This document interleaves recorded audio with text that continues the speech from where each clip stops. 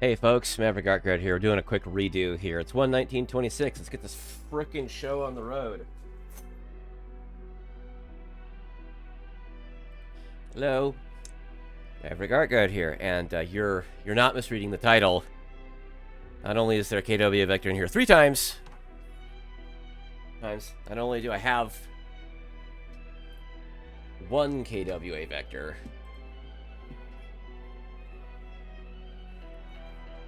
I have 2.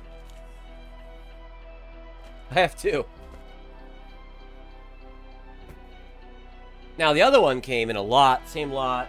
It was cheap. It was supposed to be dead. And I don't know about that.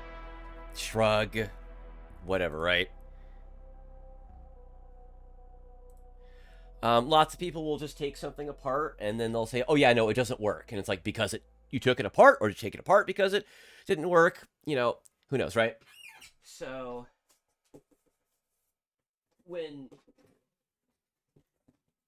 seeing the upper on these before when I worked on the other one, this one is a little variant that I've seen before. It comes with all the inlaid stuff, is, minus the obvious, like, the stuff that you need to make it visible, is all, it's lettered or colored in.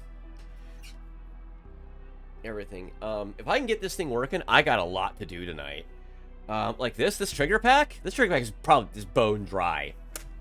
So I could show you guys how to take one of those apart. But what we're concerned about, you know what that is.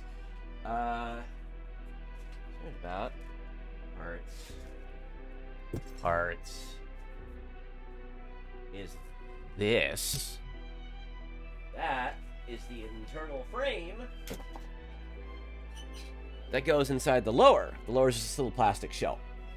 It's got the little mag release in here. This is very obviously the one that was played with. The other one was the, new in box. I wouldn't say it's like new. It's obviously been used a bit more, but the exterior was fine. Except for that one part on the upper you may have noticed. Around here on the trigger guard.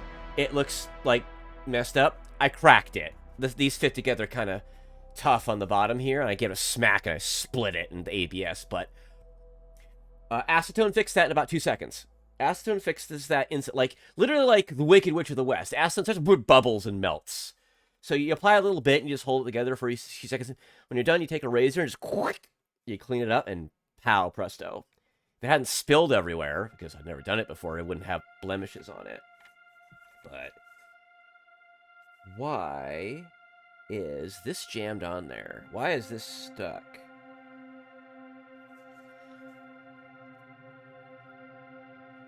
That is... I hope that's not permanently affixed. That's gonna be a little annoying. Anyway, alright. So, oh, by the way, this thing is, it's missing a pin. There's a little lever right here that when the follower pops up on the magazine, when it's out, it pushes the lever this way, this way. And that trips it, and it makes the little the bolt catch lever go like this.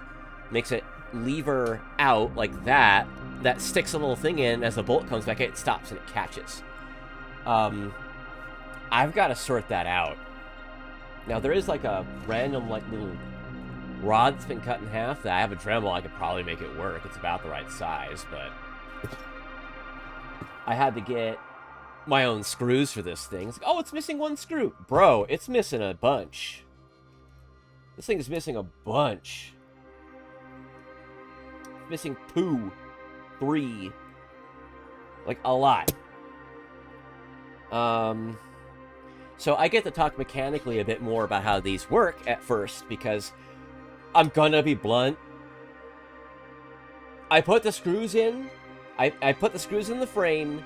I put the bolt and everything in here, and I slide this on just so it fits, is held in, properly. And then I put a gassed magazine and I pull the trigger. It works, or it doesn't. It's, one of those. So, yeah. This has been...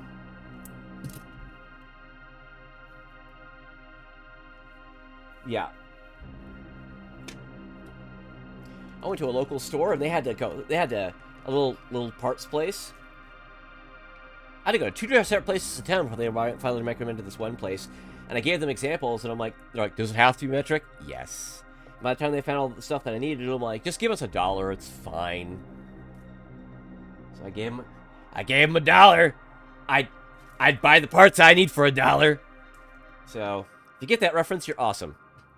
So, I'm gonna take the time, and I'm going to take the frame is still kind of also like loosely held together. And what's this? This is, yeah, I can pretty well tell that's used. Moves just fine, but could use some lube. Oh, that's that's fairly normal. Right. So what do I need? I need 2.5 millimeters for these guys. Yep. The moment that's what I need. Cool. Cool. So,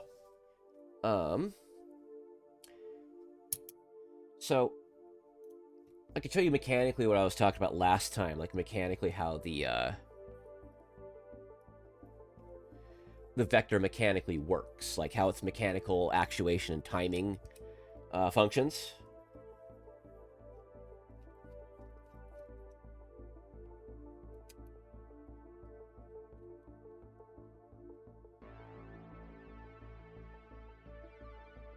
I can tell you right now, this little wedge, this is part of it. That's very that, if I didn't have that, that would be very bad. That actuates this little guy right here. So,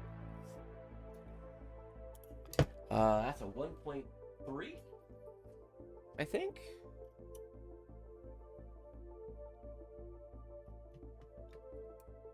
Oh.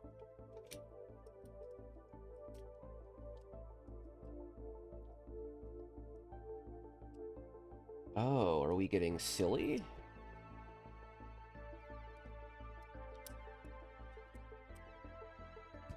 I've only taken I've only taken the other one apart one time, so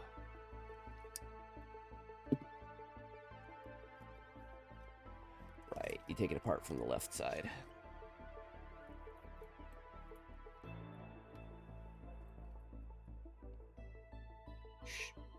Oh. This guy was mixing and matching his, where his screws... His screws. How interesting. So, there's a number of things that can make a gas public airsoft gun dead. You have a main seal failure. Like when I did this part in Airsoft Engineering, replace the piston thing, seal, that's a main, that's like the main seal. That is like the final seal that makes the whole thing work. Any one seal not working, nothing works. But that's the last one where everything else before that could be fine. But if that one don't work, it dead.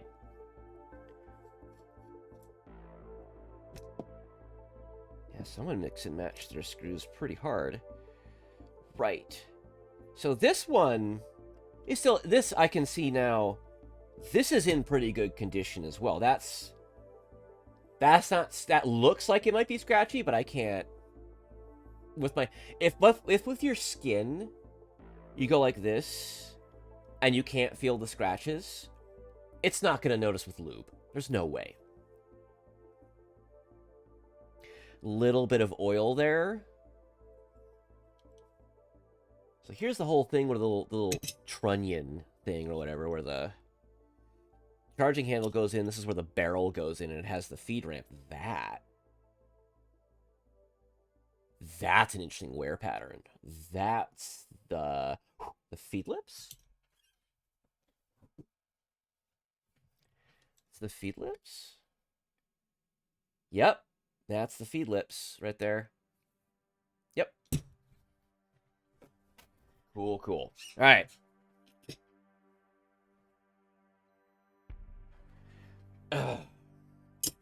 So, I couldn't find these little screws, and that's kind of important because it's the bracing. It's the bracing at the back here. So I've only got 2, so I'm going to have to kind of pick and choose, top or bottom, which one of these I actually install. This thing flex a little bit, maybe the tiniest bit. But these are just CNC'd aluminum plates. That's all they are. Now, the thing that's interesting is the Crytek Vector, these plates are the sore spot of the system. Because they're so the Crytek Vector, the metal is like this really cheap aluminum or steel. And they're showing wear. The first problem was the gas efficiency. The main seal, crap. And the gas magazines you can put in these, and these have more efficiency. So the magazines are very good.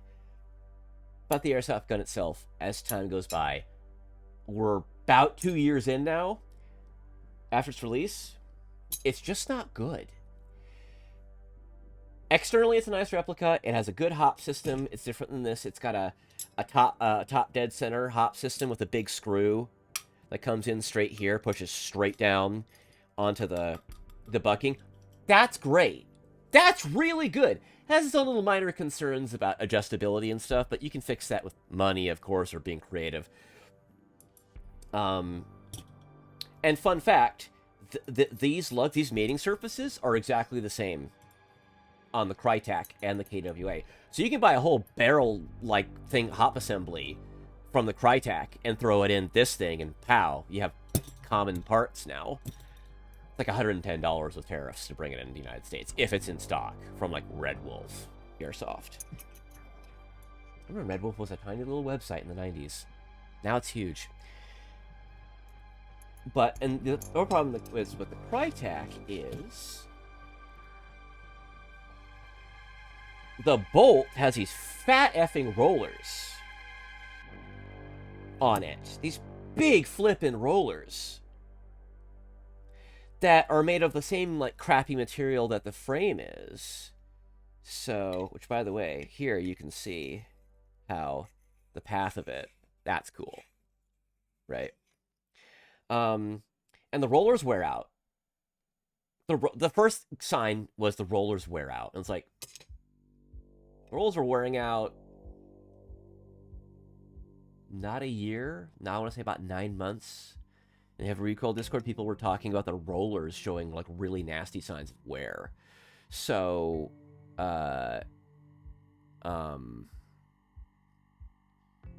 excuse me. And this you can see has good wear. This is smooth. This is well worn in, right? That's really nicely like smooth. And I'm sorry, I'm trying not to. What's happening with the Crytek is, first of all, again, it doesn't do the Super V system. It just has like the bolt, and it goes straight back, right? And the bolt rides on top of a thing where it's just these triangular wedges, and it just rides like that, and this thing just goes like that. They replicated the 22LR version of the system. And if they'd waited a few months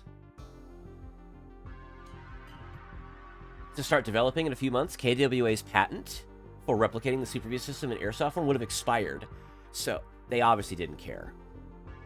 One of the reasons the KWA Vector is considered the superior Vector replica is because it actually does the Super V system thing. And with a different system comes different grooves and stuff, right? For everything. And what happens is you have these grooves that go straight out in the KWA, and they come straight down. This way for the recoil mechanism, and straight out for disassembly. Because you pull the lower out and you pull the bolts straight out the back after you pull this guy out the bottom. And they're wearing. The frames are wearing. I saw a picture on the Heavy Recoil Discord where it's about right here.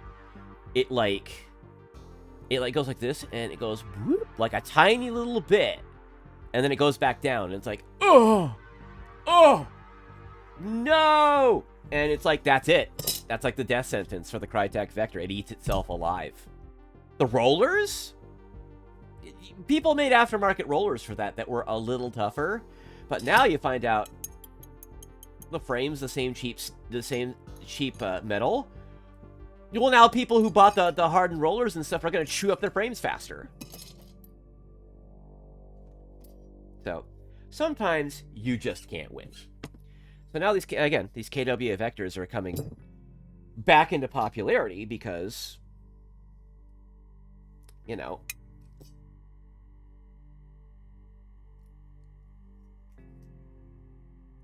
I want to lose that. So this thing, I've explained how the bolt works. You know, gas comes out of the magazine router and everything. It fills up, and then, right, and then, you know, bolt reaches travel, valves change close or whatever, and it cycles, right? Well, what happens is the hammer comes down. So you have the hammer that swings down from the top, right? You have the magazine, and it's like right here, right? What happens is the magazine, the hammer swings down and goes donk, and hits this thing, right? Well, that's the knocker, and this is the knocker valve. And what happens is, can you see that? So the hammer comes down, hits that, the knocker hits the knocker valve, the gas comes out in the bolt, and the cycle finishes in the bolt, right? So this is like the thing that, like, one of the failure points, right? Like, if this isn't knocking, which mechanically it's gonna, because if the hammer's moving and striking it, it's gonna. So you can see the hammer strikes about right there on this thing, right there, right there. Why does that have it? Anyway, so, and then what happens is the bolt cycles, right? And as the bolt cycles, everything moves, and the little slider thing does its thing. It comes down like this, right? Well, as it swings past, see, it does that, and it trips the release for the knocker. That's the mechanical timing that stops the gas. Remember when I said if this doesn't work, if this is missing, there's no reset for the gas. The gas will never stop coming.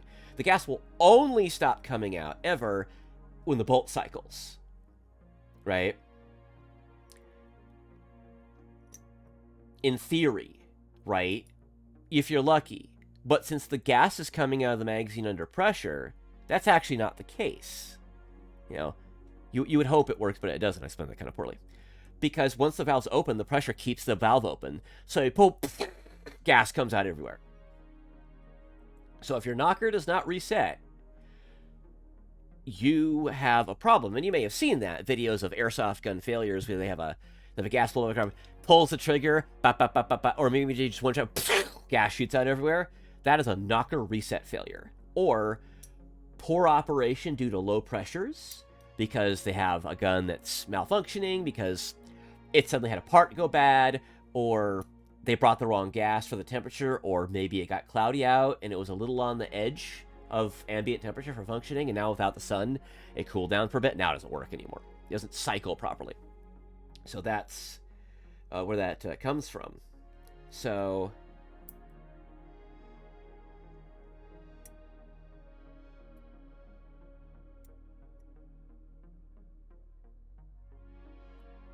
now I could be silly and lube all of this, but I'm not gonna. At least not this second, because this isn't. Even if I get this thing working today, I'm not gonna do anything with it for a while. My job today is to get it functioning, lubed, and assembled. I'll put this. I'm not even gonna put the Spartan Airsoft kit in it today. I don't feel. I was thinking about it, but I'm not feeling like it. So,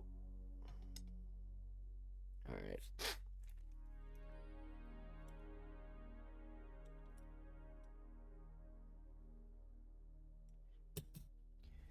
So this uses these little short guys.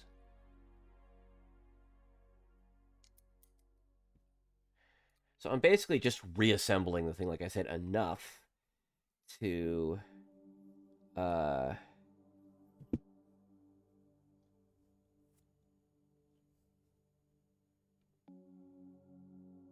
I guess it uses these medium length ones. Get it functioning again, which everything I'm seeing here, it ain't dead. I've given it a casual look over previously. It's not dead. There's no way this thing is dead. Unless there's a weird trigger pack problem. That I will take apart and do because I haven't shown you guys that yet. Okay.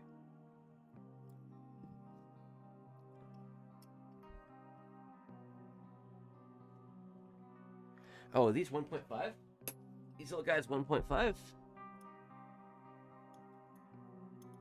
They're not. It's rounded. Shit. Oh, no bueno mucho.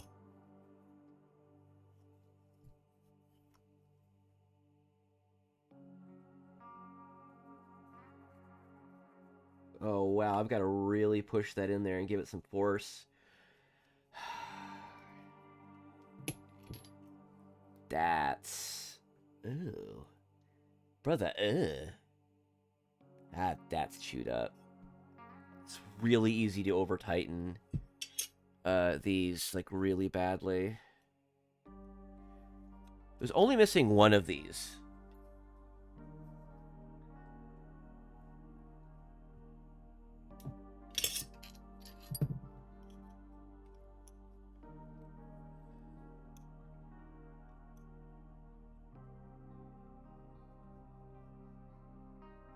That one's okay. I think the other one is too.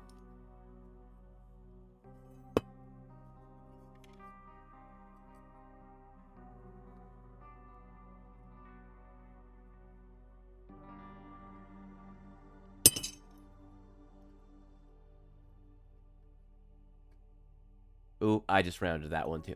Fuck.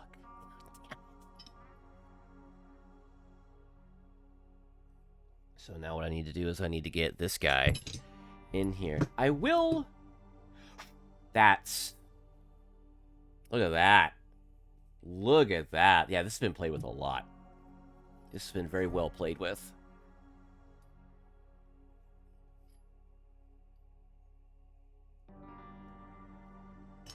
What is this music? We're going to get out the lube.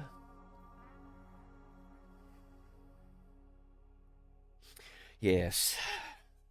The lube.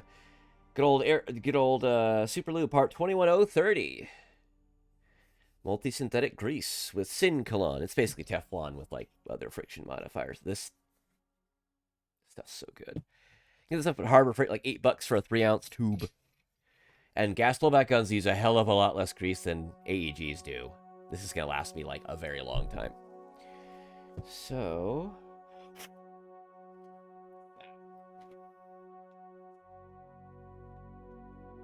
hold up. Wait a minute.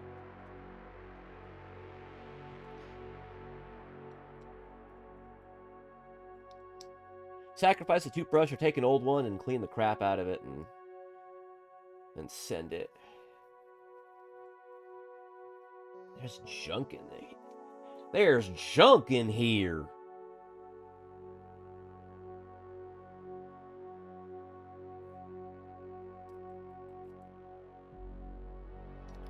I don't like it.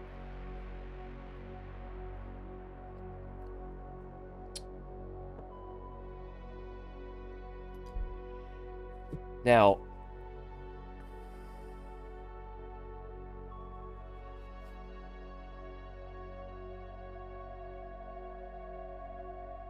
I don't need to put this in yet.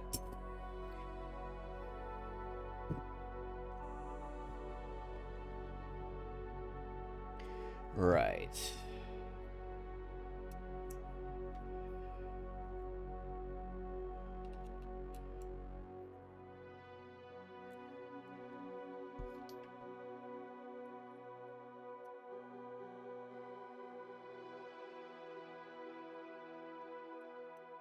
I do need to take the barrel trunnion out to put the charging handle in, though.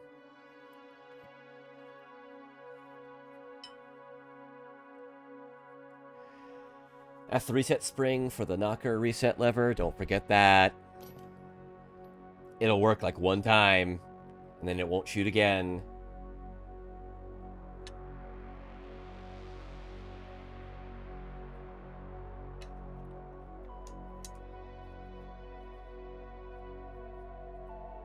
Frame isn't warped? Nope. No frame warpage. That's good.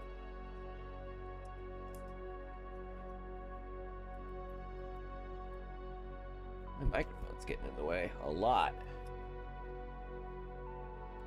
These short ones are important because if you get the longer ones, they'll get in here and they'll interfere with the knocker.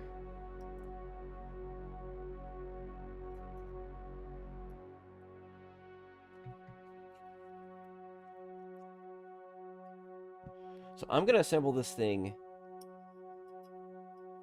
just enough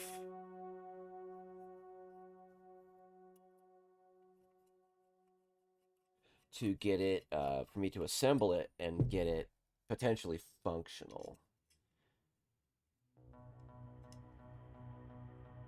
So I don't need to be putting this many screws in it, probably. Well, here, yeah. Yeah, I do. Nice music, because we're kind of getting to the point where I'm going to have to...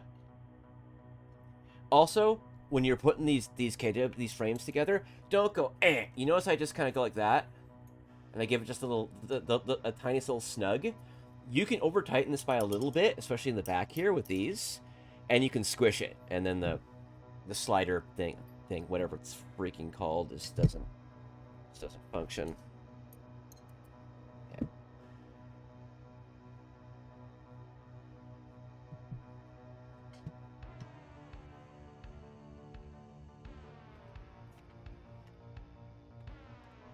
So I'm gonna have no bolt catch, no nothing. I'm just doing this in what is... Yeah, there's a little pin right there that can come out. Be careful about that. Don't lose that.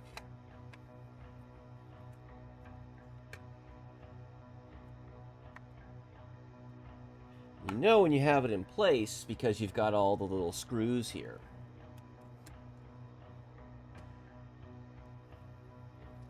I only like 2 of these. 2 of them.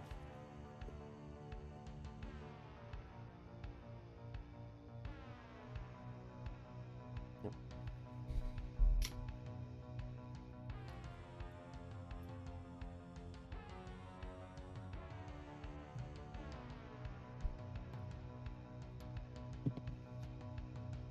Are these the right screws? I think they are. Yep. Well, these are 3s. Oh, the mag catch. I have a nice ambi mag catch for the other one. This uses 3s. It replaces the little mounting screws. Yep. Okay.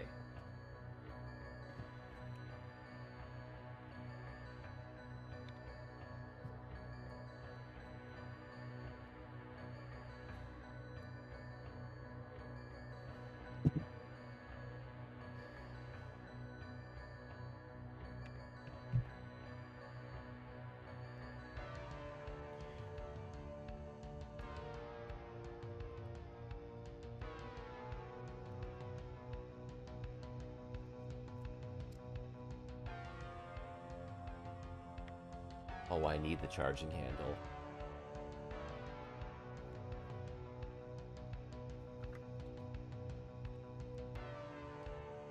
Maybe I don't. See if I can be clever.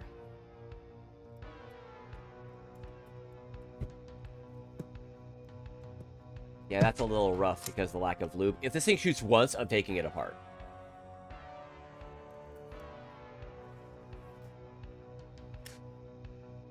And it should, because I've messed with the trigger pack, and the thing should fire.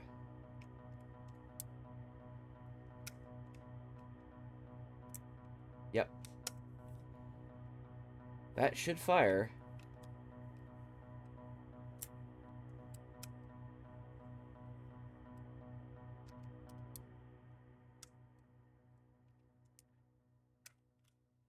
Okay, this should, in theory, work. So I'll put it in with the hammer cocked. Ready to go. This is not, but I have not done this yet. So this is kind of... Ooh, it's going back together in any state at all. That slid together very easily. Yeah, this thing is very much wants to...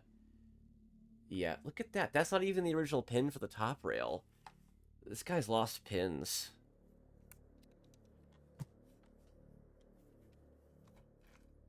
It does look... It looks extra sci-fi like that with, like, the blunt nose. That's the barrel. It's also missing, like, a pin. That's this one right here, so I'll have to figure that out. Yes!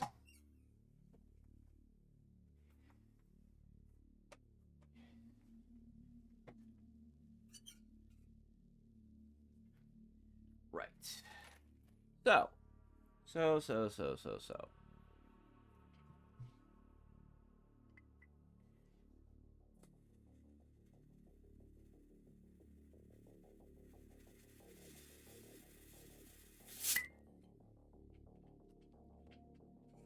All right.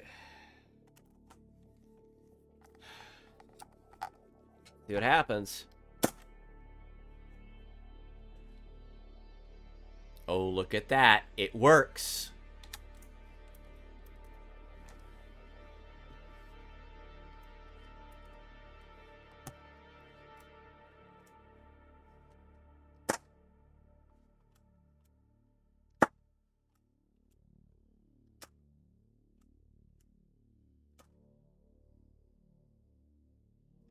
Dead my ass.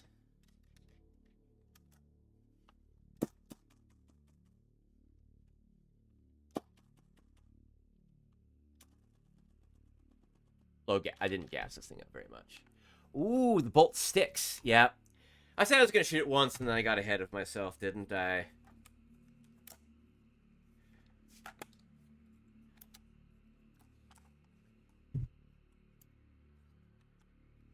Yeah, it got stuck.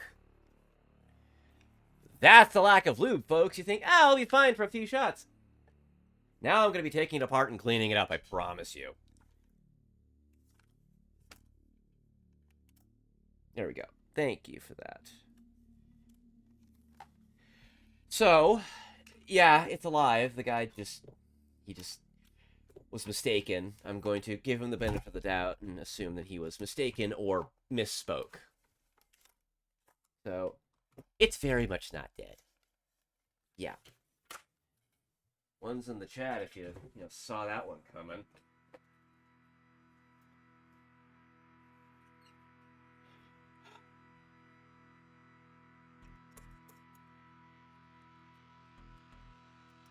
Yeah, all these hang-ups are from lack of lubrication. There's like 2 or 3 points on its travel. What is going on with this? And why is it so damn stuck?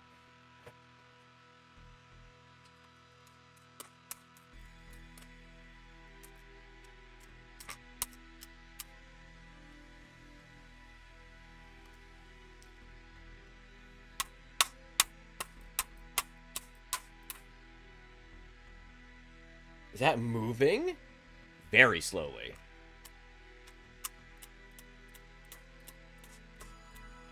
Don't want to break this handle. It's not like I can replace it.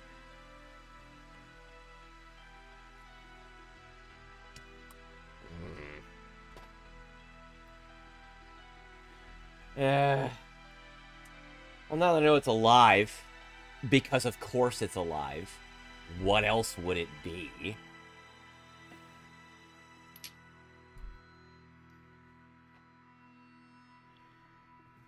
I was hoping for a little excitement, like, oh no, it doesn't work.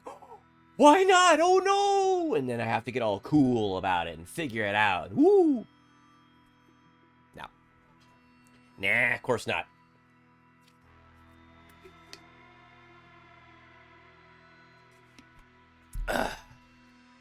Righty-dighty-do. Oh.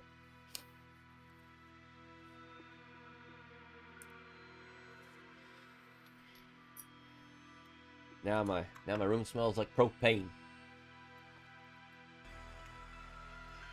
So, no surprise the damn thing works.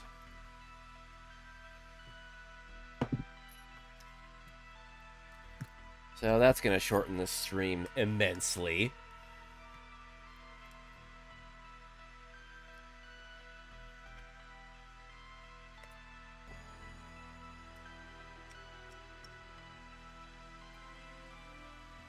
But now, it comes off way easier when there isn't like some other stuff attached to it. That makes it get kind of stuck. I could just cut it right here and be like, bye, folks. But that was the stream. It's a lie. False alarm. Bye. But I won't do that. So now what I'm going to do is I'm going to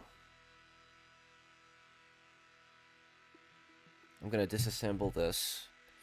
And I am going to clean the frame.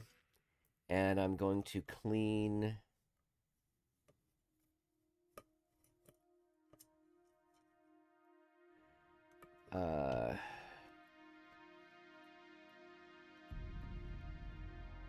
very warm in here. Start streaming. Is it warm in here? Is there just someone attractive around? Ooh. You know, same thing, right? I am gonna take this little guy, and I'm just gonna put this in place.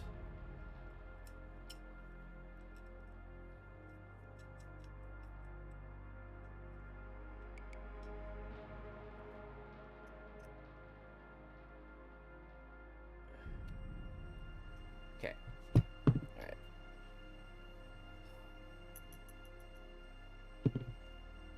Man, I wish my idea just hadn't cracked, so it's flexes now. The IKEA wood can fracture. IKEA wood has the benefit of it's not breaking, it's not breaking, it's not breaking, it's not breaking, dear God, snap.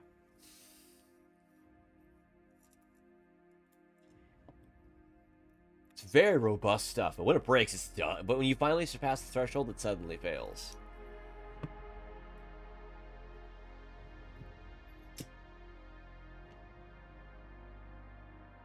Alright, that's a through pin. I could knock the pin out and pull this little guy out.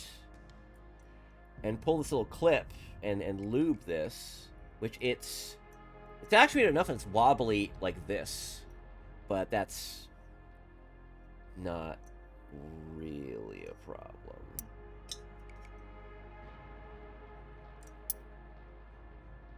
Oh, look at that.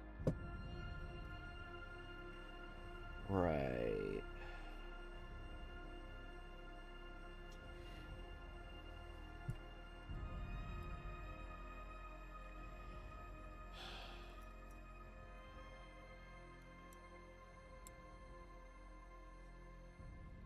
So what parts do we have to clean? Well, this, and just the tracks inside here. I should clean this and lube this. There's a little bit of friction in this rod. You lube this rod. You can lube these right here because he's going the slots. I lube all of these plates, and I'm very... hey, Dynamis, what's up, dude? How you doing? How you doing, my friend? And I'm glad that I did on the other vector that I have, because I can see all the places that it's touched, and every part that you can lube is like just, you know, for the best. So I suppose in that regard, I could also just lube these upper surfaces here too. Yay. So, but yeah, no, this is pretty all right wear. It's just the surface, the anodizing or whatever they got going on here. I can't feel any scratches like this, and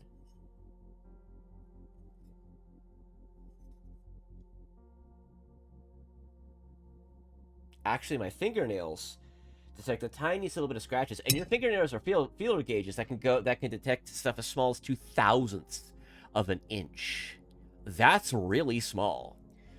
But I can just barely it feels very light. So again, with lube, it's not gonna matter. It's not gonna matter in the slightest.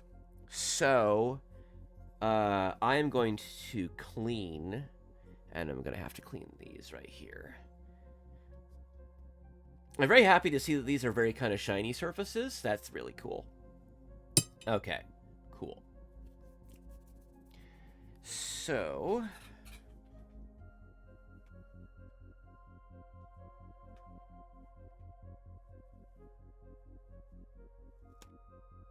I have a little stash of paper towels in my toolbox.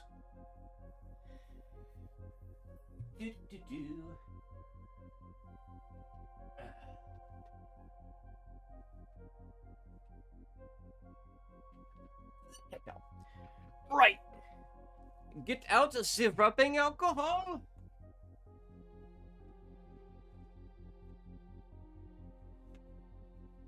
I really wanted to go nuts with this. I'd get out my my full strength degreaser, but I'm not sure what that would do to the finish on this.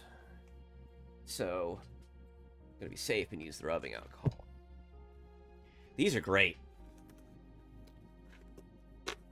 This is another example of me building a better life by stealing office supplies. These spritzers are like 50 cents.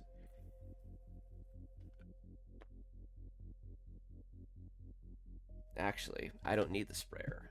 I'm overcomplicating this.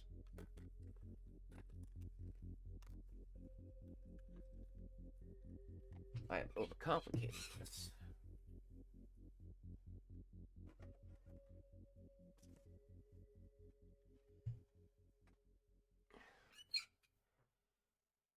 I had you confused for a second, then you saw Airsoft. Oh, you thought it was Plamo?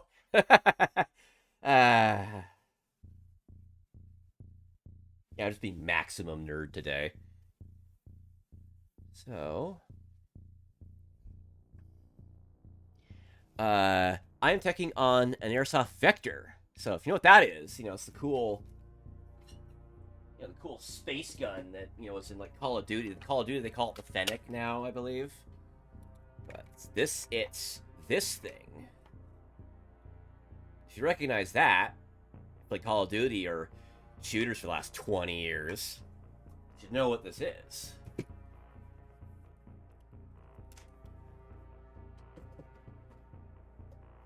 Okay. Anything Plamo was thinking, did Twitch allow these on stream? They do. They do. There are people that have real firearms sitting on their, like gotcha guns does it. Leaflet has done it. Who's the girl from FaZe Connect? Oh, I forget. One of the... Someone likes to wear the crab, like, onesie. The cute little red crab onesie at times. I forget her name off the top of my head. She has a shotgun that she lives in California, and she has a shotgun, which is about the only thing you can reasonably own in terms of firearms in California. She cleaned it on stream. Nobody cares. As long as you're not discharging it on stream, a firearm, Twitch doesn't care. Twitch doesn't care.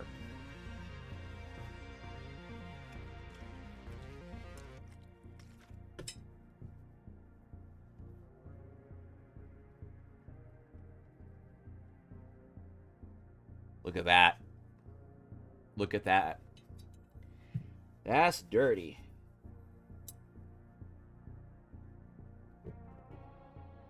That's really dirty. Wow.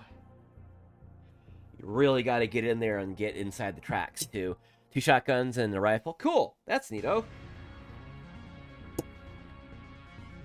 Yeah.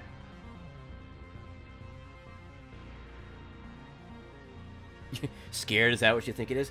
No. Read the title. It's an airsoft gun.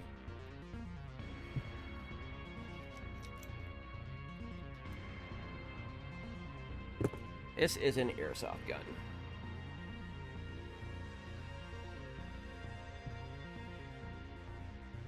Yeah. This is not a real one. No. And again, even if it was, as I was just explaining, Twitch wouldn't care. Twitch would not care. As long as they didn't fire it on stream. If it's a real gun, which it is not. Look at all that crap that was in these tracks. Holy shit. What are you putting it? You mean like, what does it shoot? These little plastic balls, about 1/4 of an inch or 6 millimeters. They're about 1/4 of an inch. These little white plastic balls. That's what you do, and yeah, you shoot people with them. Again, these are airsoft BBs. Yeah, like a paintball gun. Except you get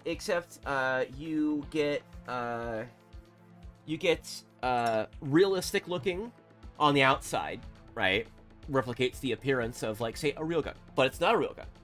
It is a replica imitation firearm, is I believe, the specific legal classification. I don't like or know anything about. I just don't like people. Yeah, no. That's unfortunate that in this world there are people who think that it's okay to harm others with that stuff. But we're not going to get into that conversation. That's just, that should not happen, obviously.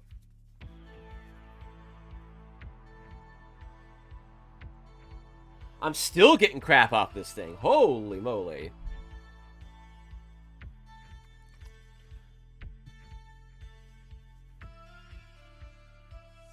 And Dynamis, you said you're...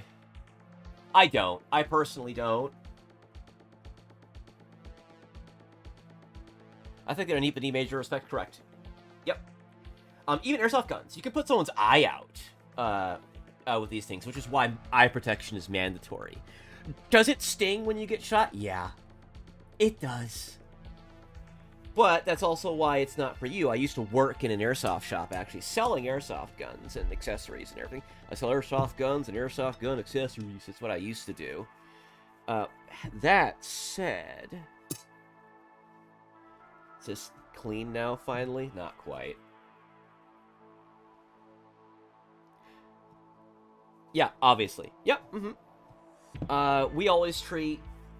what I'd always teach people, because the airsoft store I had a little shooting gallery with these cool little, like screens that you could shoot. So it had, like, interactive target games.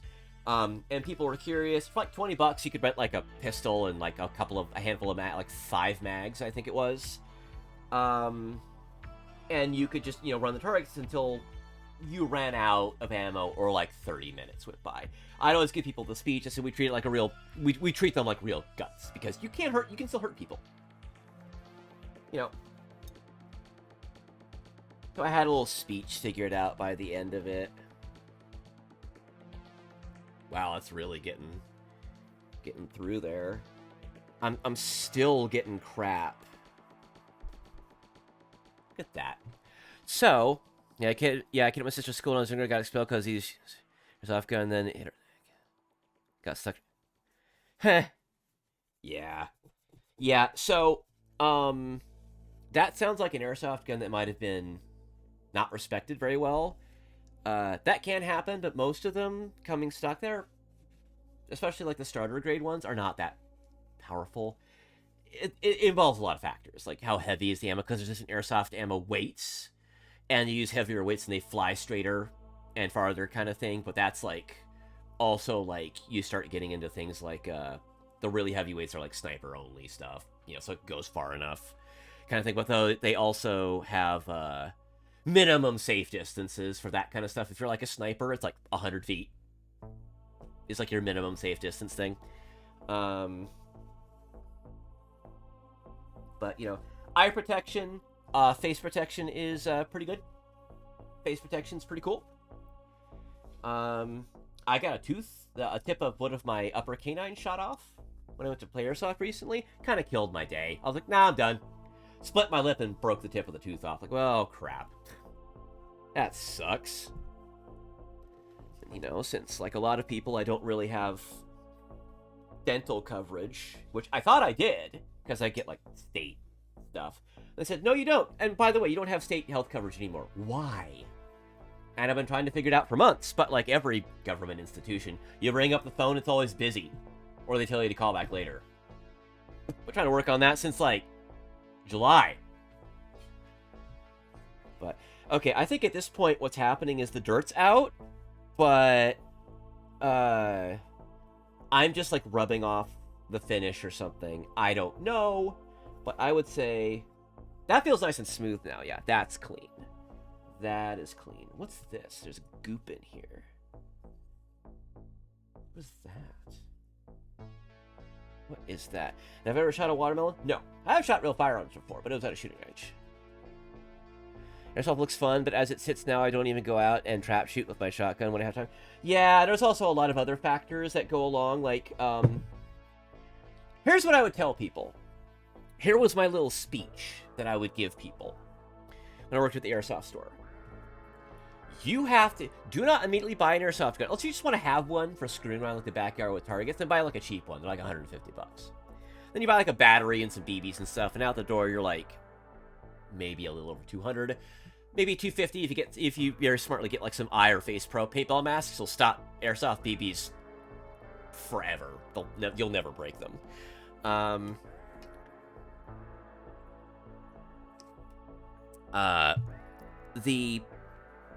Let's say you have to rent. Go rent. Rental packages are like 30 bucks. You get an airsoft gun. You get BBs like all day. You get a charged battery. You get a face mask. You have to play. You have to feel everything. Like, it's tiring. There's a bit of adrenaline, so there's stress. And, you know, people think they're in shape. And then after the first charge, first game of the day, you're around, you shoot a couple of times, and then you realize, my arm's tired from holding the gun, because you're just not that in shape, and the adrenaline's streaking through you, right? You have to experience the stresses of it, and there's two things the most that will ruin it for you. You have to get shot. In airsoft, you have to get shot. And a lot. Because you might walk in going, yeah, I love this. You get shot one time, you're like, I don't like this anymore. And now you're pissed off because airsoft fields are often at, like, in counties, not city areas. Unless you find, like, an indoor arena that's in, like, a city. Which is its own kind of particular experience. But your classic, you know, it's out doing an outdoor field and everything. That stuff, that's probably 30 minutes from your home. Unless you live in the suburbs and you're nearby. It always seems like you're here, it's over here, and here's the town, right? So you're going all the way around town or whatever to get there. And you might get, you know, shot once, and you're like, oh, that's not so bad. And you're going all day and you're getting shot here and there, you know, playing airsoft. It's fine. It's whatever, right? Well, then, one time, you come around the corner, and 3 guys, let's say, light you up. Bah, bah, bah, bah, bah. You get showered in like 10 or 15 BBs. And then you realize, oh, no, this part I don't like. That's why I have to go play. That's why I say don't commit, rent. The other thing could be is, maybe you're thinking you won't like it, and then you get shot in airsoft, right? You're like, ooh, now you're like, ooh, I kind of like this. Or maybe you're on the fence, and then that time you get opened up on by a couple of dudes or whatever, that you're like, you know, that hurt a lot, but I like this, right? Now it's like, oh, this is thrilling, I like this. So that could happen too. But even if you like all that, but even if the shooting, getting shot in airsoft doesn't bother you, the thing that you're going to run into, I'm dithering, I need to be greasing.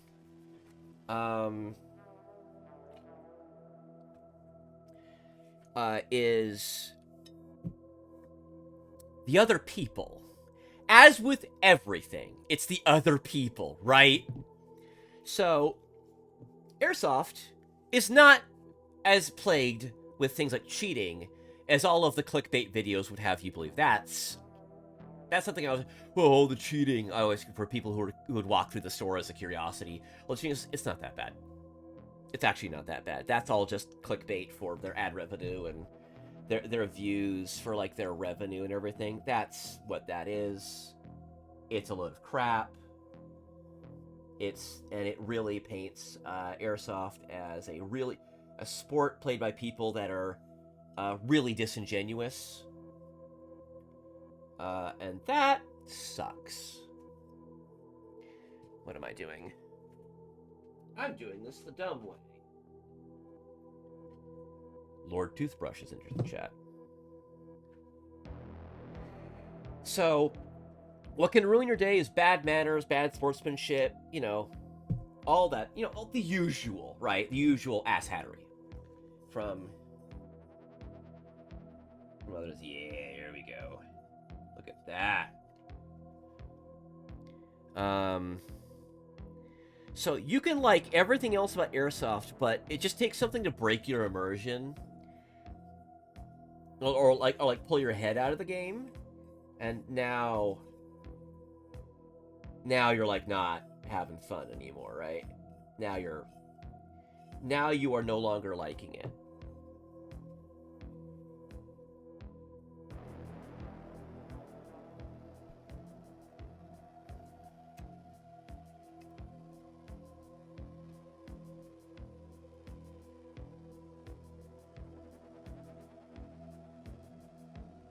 Well, even just like that feels way smoother. Look at that, yeah.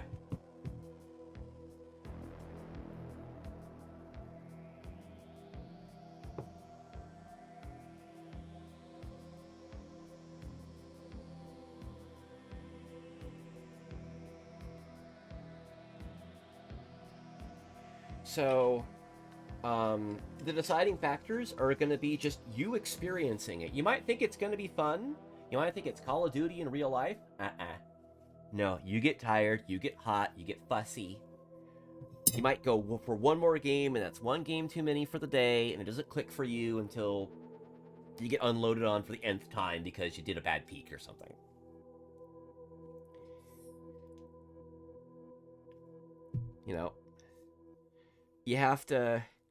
You gotta think about it kind of real good and hard, right? God, this toothbrush is so good. Actually, you know what would be a lot more controlled than this toothbrush?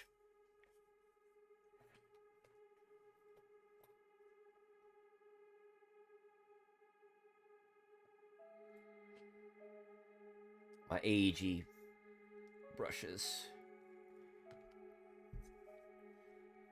Yeah, look at that.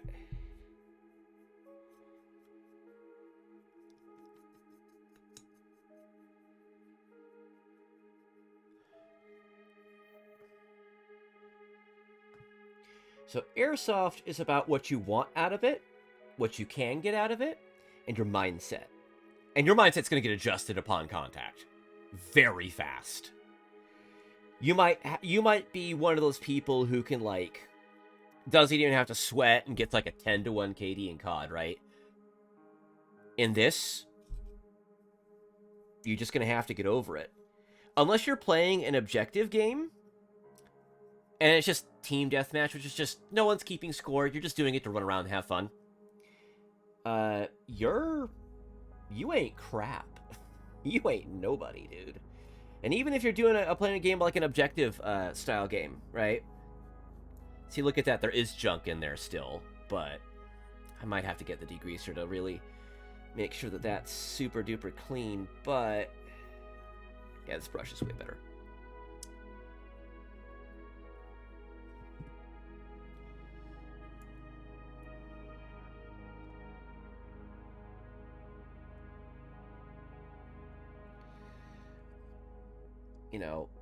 You've got to, like I said, you've got to just adjust your expectations accordingly. And if you don't, you probably have a pretty ugly time. You've just got to accept it for just what it is.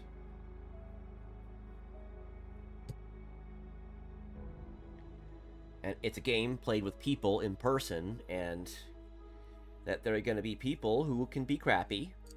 Tempers can flare, for whatever reason. I shot you, no, you didn't hit me. Happens all the time. You get people who, it's like, don't call other people's hits. You can still get people doing that, but, the people getting upset about it and everything, not too often, really. That doesn't happen too often. And even somehow if something does happen, just let the ref handle it. There's a ref who's going to hear the noise and tell him to simmer down. It's whatever. Don't worry about it.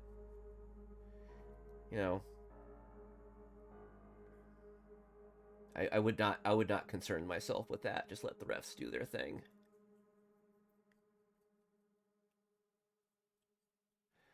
Greasy. Look at that. Oh, you know what I haven't done?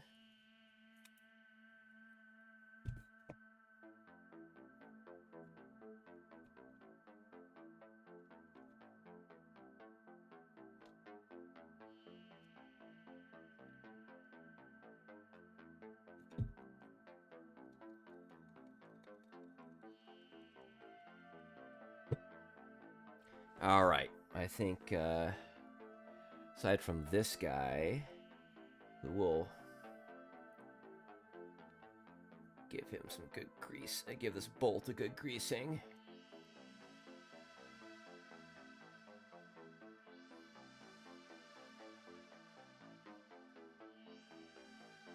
There we go.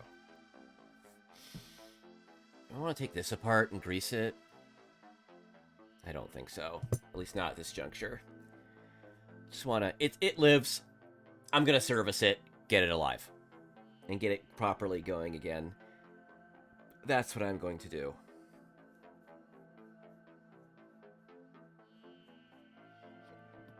Oh, I've got a...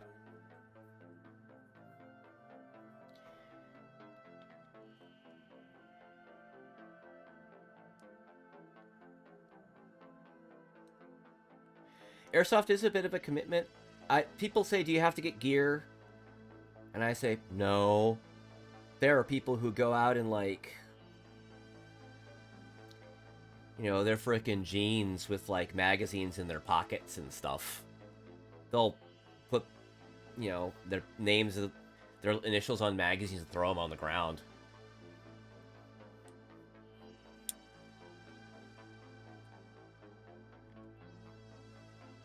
I said, you can get a paintball mask for $40. Protects your whole damn face. And, you know, you can not worry about anything after that. Just get in there. I did not clean that. Goopy. And you can just play. You can weekend warrior that shit. You know, I've got a whole LARP. I've got a radio. And it can be fun. Yeah, sure, absolutely. But the problem for me with airsoft is I like the airsoft guns. I like fiddling with the airsoft guns. But the people... Where I am, airsoft is pretty limited for fields that are okay. One that I'm going to that I don't like it, they're airsoft politics. Not politics. No. They're airsoft politics. There are weird airsoft politics out there. Oh yeah, nice and smooth. Heck yeah. This might not be a stock handle. This fits better. So, but the community's nice at that particular field. There's another one that's very big, but it's also owned by the guy who runs the airsoft field, and he and I do not part on good terms, unfortunately. So I don't know if I can go there, pay for the admission and everything, and then, like, he notices I'm there, and then he gets fussy. I don't know. But it's a very big field. Very big outdoor field.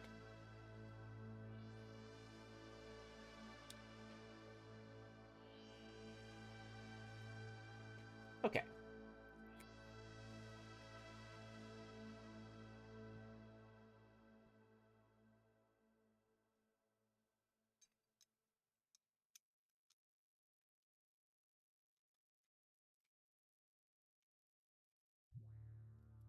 Right. Now I start to reassemble the frame.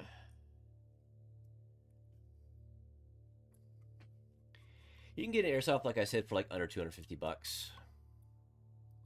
You can play it absolutely casually. You know, you don't have to be super serious about it, or anything like that. Like I said, it's what you make of it. And my problem is I can't find people who are, like, relentlessly dedicated to the roleplay and the LARP. That's my problem. And you know what? That's fine. That's perfectly fine. I'm not going to ask someone to change things or make me happy. Nah. That's stupid. I'm not going to do that. So I invested a lot of money when things were way better for me than they are now.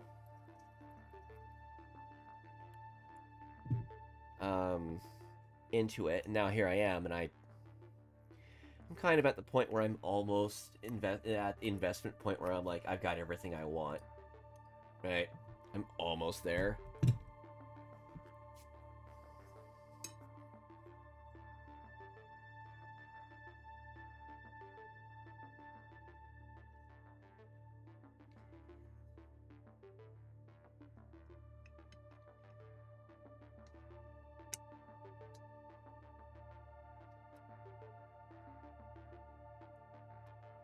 I have plans for these two vectors. One's gonna be like the SMG vector. The other is gonna be like the space rifle vector. And the cool thing about that is I could take both out to like a field, right? Like a nice big field. And they take the same mag, so I don't have to change my rig, or anything. Just snug. Just snug.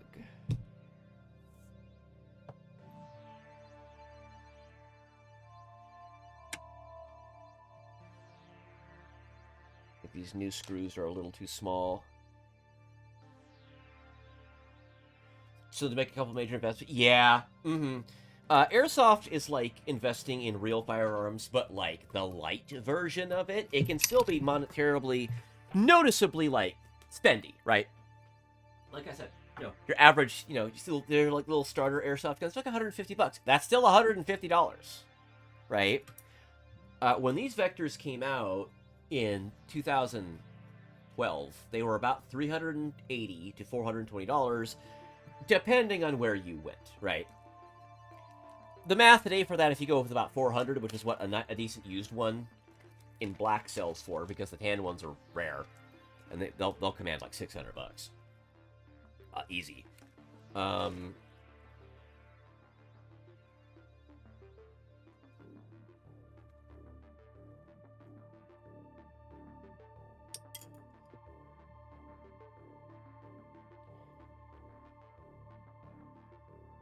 Well, you seem a bit too short. Safe is less of a requirement. Oh god, yeah, there's an investment right there that you don't have to worry about. Now you don't have to buy a frickin' safe that's bomb, fire, and practically god-proof, right?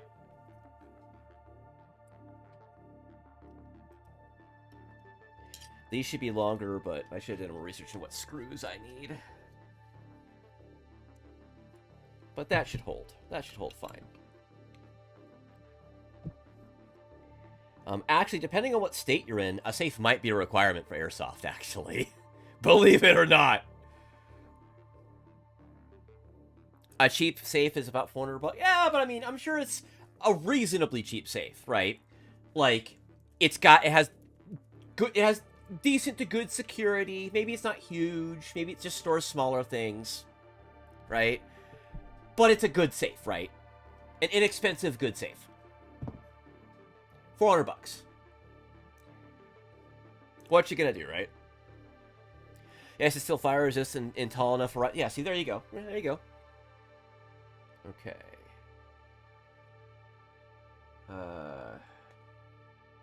Right.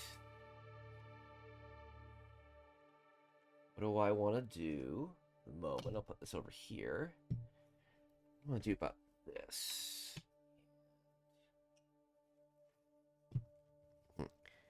Oh, yeah, and all the little spaces for, like I said, your smaller odds and ends. So this is the lever that actuates the bolt catch right here. The lever that tilts out and does that. So the rod, the pin is missing. It's like a little black one. But what there is this stupid thing. Some little rod that the guy cut in half that I think he was going to use for this. Does it fit? This does not fit this hole. Oh, that's a different size rod. There's another little one in here. It is smaller. It might fit. This does. It fits very loosely. The other one does not, but it's very much a press fit in this. That'd do. Problem. How do I suppose I could use this instead of my pin punches and knock it in, right? Of dead space in the downstairs where I can bolt it to the concrete and keep it hidden in a place where you would. Yeah, like around the next, like an extra turn around a corner in the basement or something, and it's in like shadows or something. Yeah. Out of the way. So like, oh, how does this normally work? Yeah, that's how it works.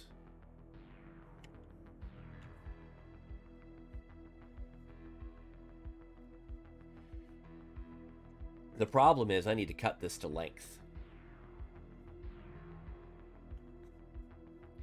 And even then it would it matter?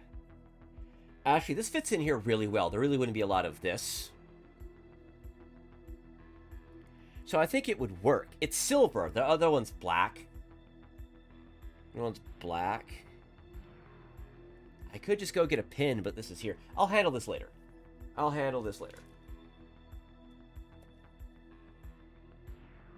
I'm not going to worry about it. This. And those are slightly too long. That's an original.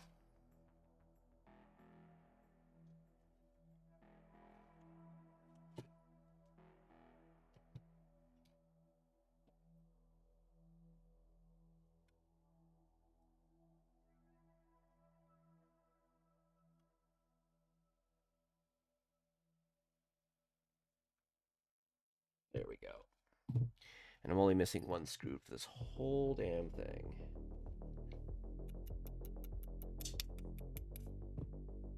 Stand there, please. For some reason, I had to be German to say that. Alright. So we're all greased up. There's nothing more to do here. Smack this little guy back together.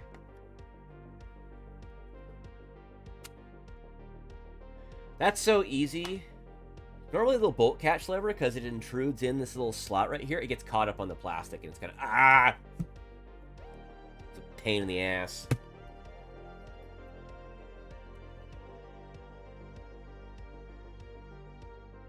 Thankfully, these screws are very, they locate everything very well. Because the countersinking on them. So it'll, sort this out rather well.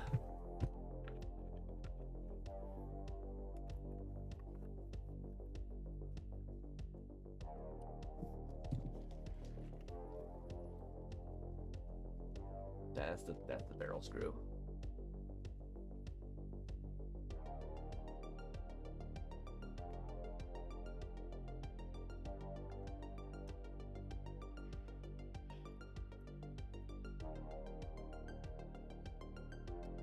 This thing's definitely going to have some cosmetic changes to it.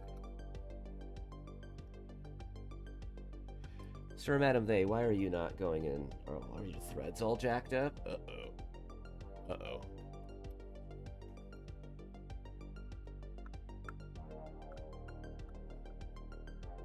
Okay, no, that's holding.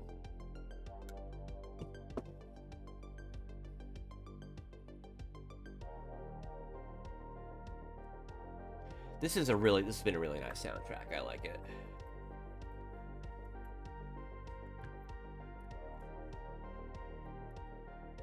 Feels like it's building up to something, like this thing being put back together, right?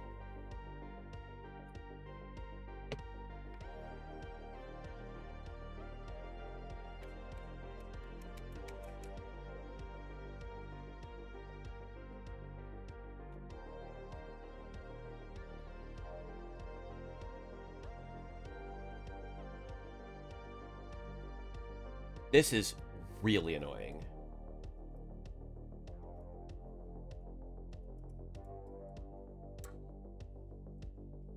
Get the little charging handle spring sorted out here. Come on, you little bastard.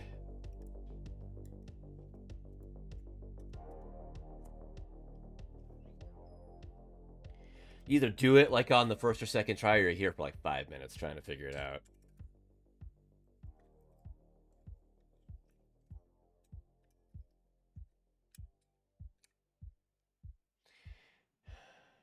Come on. Come on.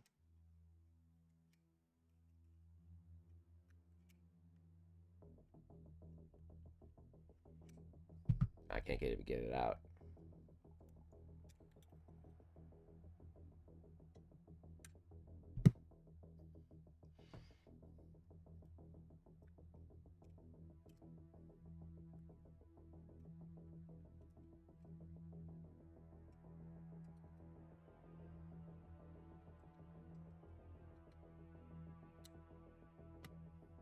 This is so hard. Come on, you little bastard. I'm assembling you. I'm putting you back to the place you haven't been connected to in forever. Come on. Ancient airsoft gun and everything's finally about to be connected to the thing it wants to be, right? I've got midlife crisis breakdowns and stuff and jokes going through my head right now. I want it. Finally, after all these years, I get to experience the thing I did years ago. Yay! Yeah, Don't go crazy. Don't go buy a bunch of cars or, sleep with the wrong person, please. Don't do that.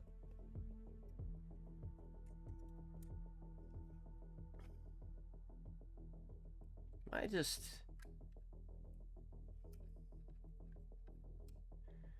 just doing this wrong? From the wrong angles? Like geometry, air combat, and intimate things. Is it about the angles? Is it? And such. Oh! Thank you, Blue Raz, for the follow there. Appreciate it. Hand cam streams are not a really common thing for me. Mostly because most of the time hand cam things are... Nah. No.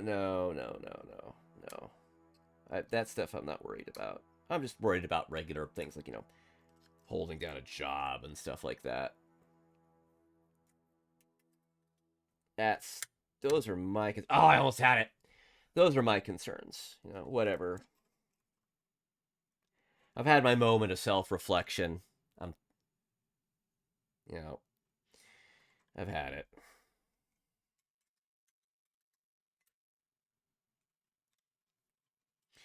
But normally I stream video games. Like Dodge Challenger. You have no idea. People are like, how old are you? I'm like, oh, well, I'm like over 9 million years old. And I stopped counting. I'm like, no, really? I'm like, I am often the oldest person in a chat room in Discord. That's how it tends to go, I'll say that.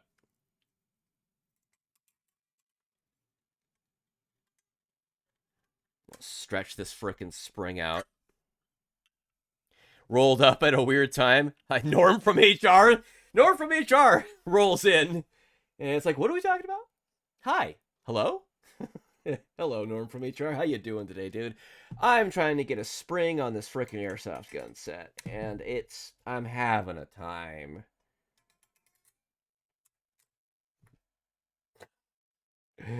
Oof. As I was saying, normally I play video games. Hand cam streams require me to have something to be handy with, which usually means I either have it or I've spent money on it. I've done Gunpla more than once because I had some old Gunpla lying around that I. Oh, it's half on there. Ah! Oh, the music has stopped. The music has stopped. What else do we got? Just go with this. It's copyright free. I don't care. Wait, is the volume right? Yep.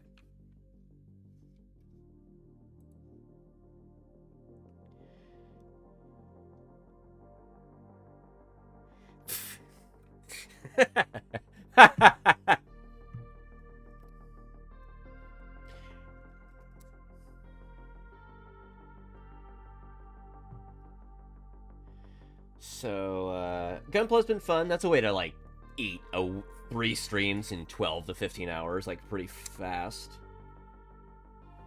I'm really getting stuck on this part. I want to get it done. You know what? I don't. It doesn't matter that much. I don't care. I do not care. Small interlude while I talk about, since I have this right here, the barrel, how airsoft guns shoot their BBs. So, this is a gas airsoft gun. It uses a gas in the magazine, you pull the trigger, and it's very realistic. Like, the bolt moves back and forth, makes it a self-loading thing, right? Shoots little plastic balls, right? The way the BBs fly straight is in major part to a system that applies backspin on the BBs, right, as it goes forward. This is 2 things. It gyroscopically stabilizes the BBs, and 2, it provides something called the Magnus effect. And the Magnus effect is when something spins, right, whichever is the top, which determines, like, if it's spinning this way, backspin for, like, an airsoft BB, this is the top. If it's going this way, this is the top down here. Whichever is the top, because it's spinning, it makes a little pressure on top, like a plane wing, and gives it lift. So as it's spinning, it flies straight and, like, defies gravity, right? And it flies far enough and slows down enough, and it spins, slows enough, and just goes into the ground. This system is called hop-up, because Japan invented airsoft, and they love making up English words. It's called hop-up because it makes the BB hop, like against gravity. It's like it's going against gravity, right? You put the backspin on it, it's like it's hopping up into the air, type thing. And the way that works is you have, in the barrel, you have a little rubber part that's like the chamber, called the bucking. And it has a little, and in the bucking, there's like a little rubber patch on it, right? Like on the inside, right? That the BB touches, and that puts the backspin, rubs on that, and puts the backspin on it as it goes through, right? Well, as you adjust it, it makes it, you have a thing that presses on top of the patch, right? And it makes the thing kind of go like this in and out inside the barrel. The more it presses, the more backspin, right? And you adjust it for how fast it's going to shoot the BB, and to make it fly straight, you know, nice and straight, and get not about the right range out of it you want, and everything. And these KWA Vectors are notorious for their hop being very low powers. They don't move very much. There's not a lot of, like, deflection, right? It can't really, the little system can't do much, because how they've decided to do it is how KWA always has done it, which is, so there's this little rotating drum right here, right? And it's this proprietary system that KWA always is. It's always some kind of rotating drum with these little teeth. You need a special key that, for these Vectors, you absolutely cannot get anymore. But the guy I bought a lot of Vectors from, the other one and this one, said he's going to get it to me. Months go by, he moved, found the key, and sent it to me. It cost him $17. What a Chad. What an absolute Chad. So these are regarded as absolutely unmodifiable and unfixable as a design. Or, if you could, you have to do the whole barrel, everything, because all the innards and stuff and the cuts and stuff that makes all the parts inside fit doesn't fit standard airsoft, like barrels and hop-up parts. Thanks, KWA. You always do this, dick. But if you ignore cost and you're clever, because you have to get a whole new one of these barrel units too, and then you have to figure out how you're going to have an adjustment for it to like press on the bucking, like I said, to give it the backspin effect and make it adjustable. Because you want adjustable. Having it a permanently set thing is, you don't want that. But it can be done. People say it can't be done. There's not enough space inside here. Oh, there's plenty. But, you know. This has some rare parts in it. See, there's the orange. It's worn off over time. This is a aftermarket outer barrel. We call it an outer barrel. There's an inner barrel. That little silver thing in there, that's the actual airsoft barrel. That's the inner barrel. That's that thing that BBs actually come out of. The outer barrel is like a faux thing to keep up the appearance. Faux, whatever. It's French. I've taken this apart before. All of these are made by, all these parts and stuff appear to be parts by a company called RA Tech, which technically still makes parts, but not as much. They're very hard to find parts. RA Tech makes very well-made parts, but yeah, I'm gonna put the barrel in here.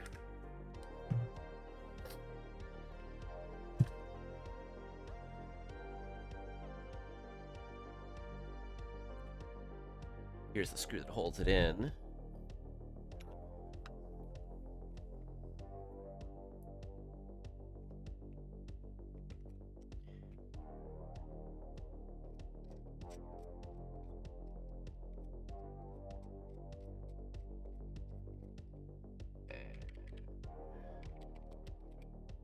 Because the angles and stuff, your screw gets a little... Hold up. The barrel didn't go all the way in. Thought that looked a little long.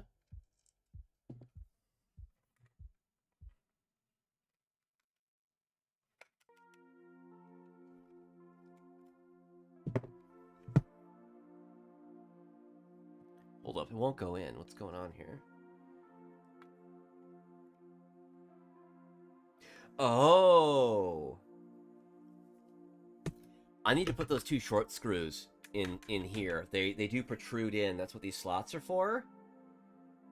Two of them are protruding. Yep. I need to take the plastic veneer back off. The little plastic shroud back off. How annoying. Take these short screws and swap them over here. But, you know, lessons. I've only taken a Vector completely apart once before. Or one of these, rather.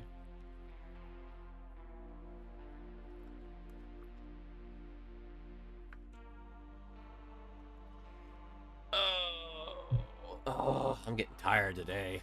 It's only been 90 minutes. I want to take apart the trigger pack and lube it to show you guys.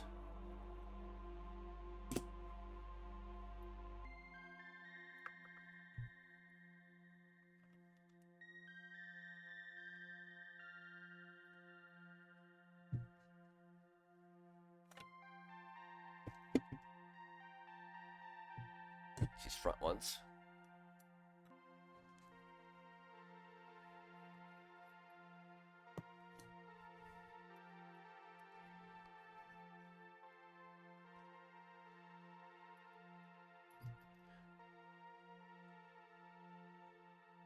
Yep, there we go.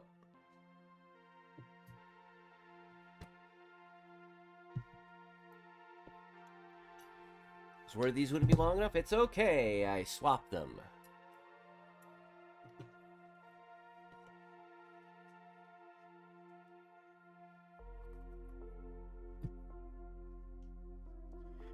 Righty-o. Yep, that won't be a problem now.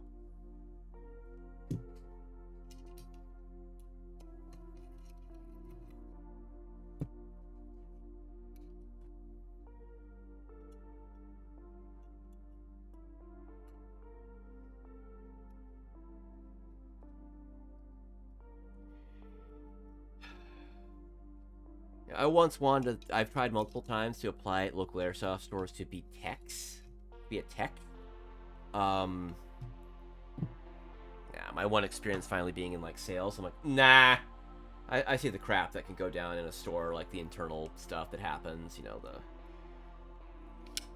whether it's like, you know, management or ownership or whatever being weird, and it's like, nah, kind of not really worth the hassle.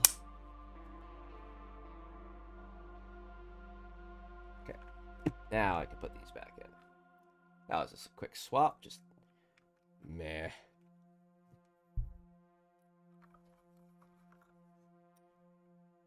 Want to get this off, though.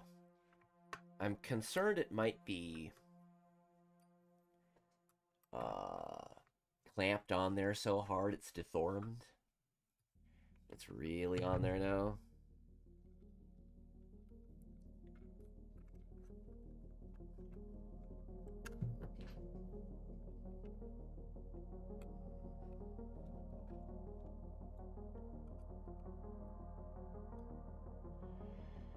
Okay, stick the barrel in and stick these guys in, and then I just smack the lower into the upper, and it's done. It's reassembled.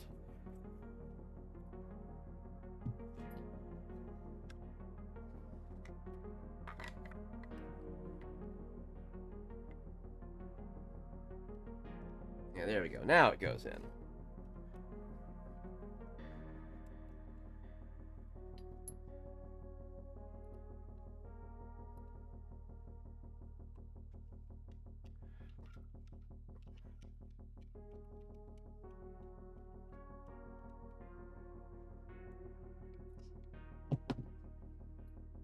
Would you look at that? All right.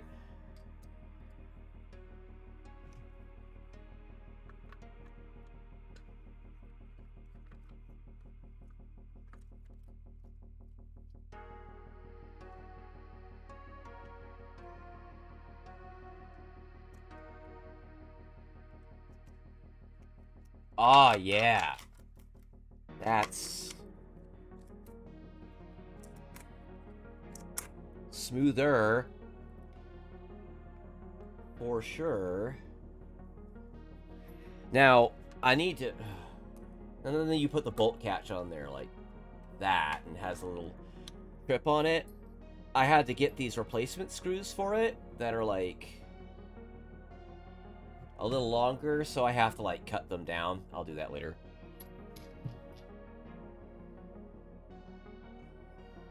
Maybe I could get the Dremel out and do it now. It's how adventurous I feel.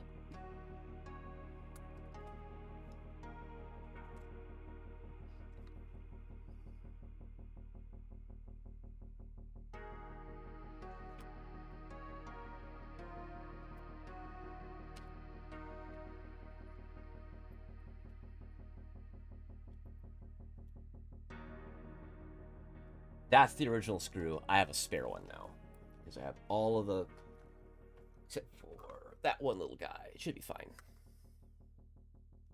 This is the most assembled this thing's probably been in years.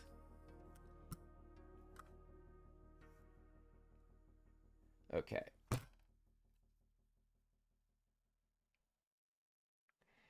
KWA, manufactured in Taiwan. Look at that. Just in case any mods are reviewing it or anything. Airsoft gun. Yay. Alright, I'm going to take a break for a second. I'm going to lean back. I've had the gamer scoop.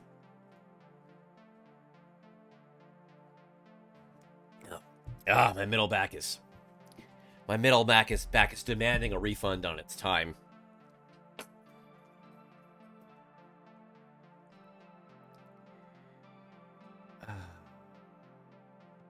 It's only 7:45. Look at that.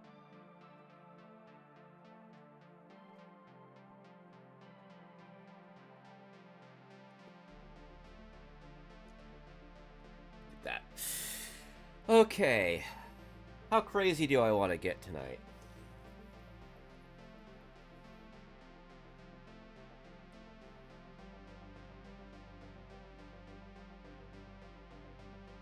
Because this is plastic, right? I want to take this little guy. It looks like it was a needle, or it used to be a needle or something. I don't, it just came.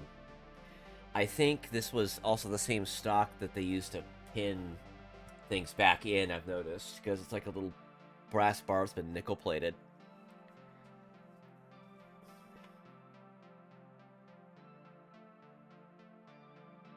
I'd have to take this shroud back off again.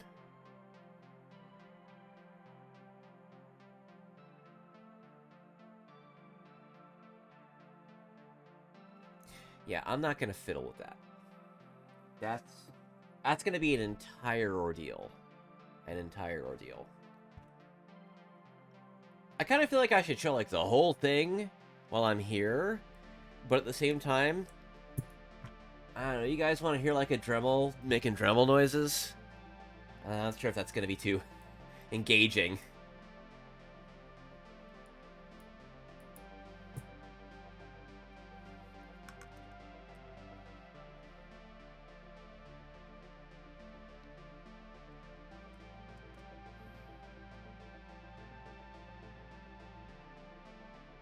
Yeah, because those are a few millimeters too long. Oh, yeah. No, that'll absolutely interfere with the little bolt. What I could do, if I really want to get it perfectly right the first time, is take the shroud off, take the bolt out and everything, screw these in, and then grind them flat to the inside of the frame. But I might grind the frame. I'm definitely going to grind the frame doing that, right? So do I want to mess with that? I mean, it's wearing, yeah, but unnecessary wear. Definitely something to think about. And even then, the bolt won't even function. The bolt catch, you know, stop on empty, won't function properly until I get the little lever doodle going thing. So I wonder.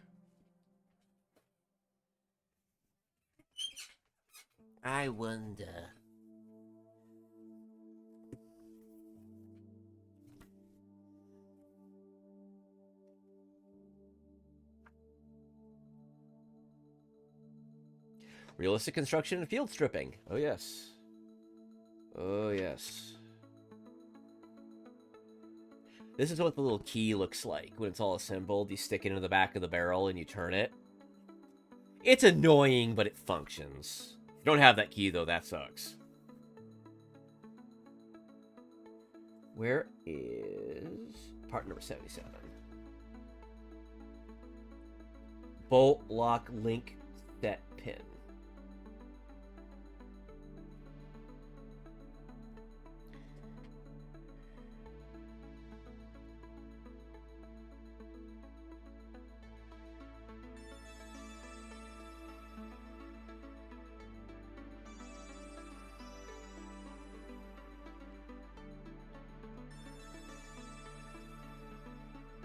I don't think I'm gonna get... I don't think KWA has this.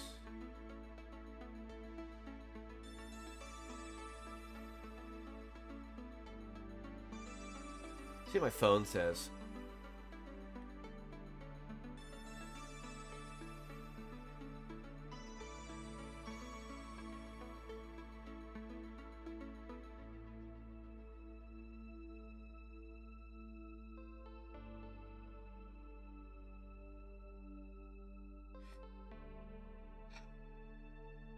Yep. Nope, just references to the manual.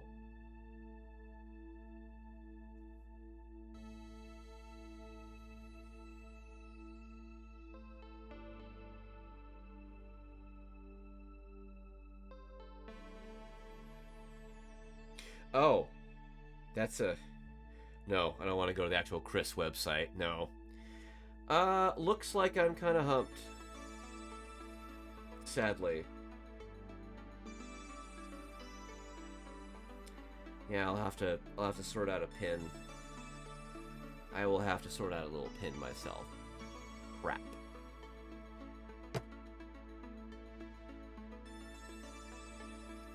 You know, even if I were to grind this, I'd have to grind, work on this.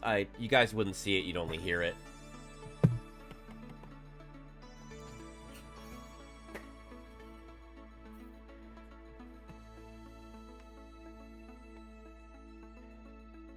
I'm gonna try this stupid charging handle spring one more time.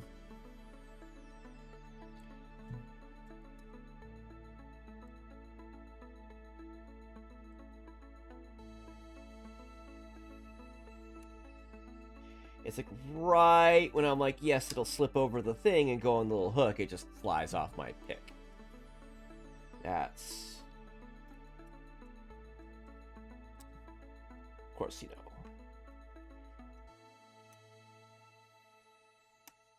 Damn. Regardless of what I end up doing finally on the stream tonight, I'm gonna have I'm gonna be done. I'm gonna take a shower. Look at that, a VTuber that bathes, right? Shower, watch me. I've been watching Reincarnated as a Sword lately. It's really good. I'm enjoying it a lot. Fun. To me, fun is good, right? It doesn't have to be like, and that's a thing, it doesn't have to be frickin' cinema.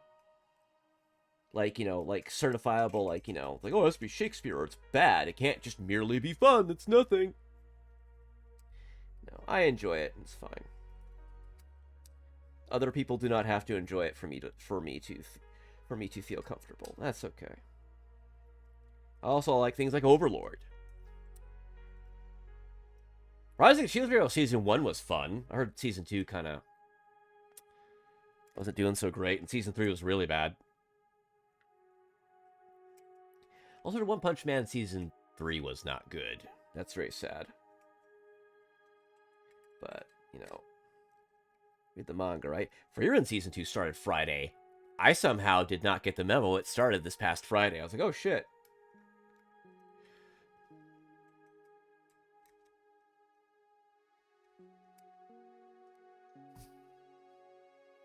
This is... I've done this before!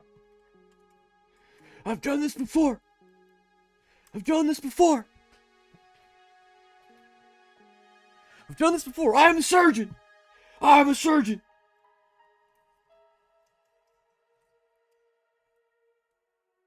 Let's try a different pick. Oh!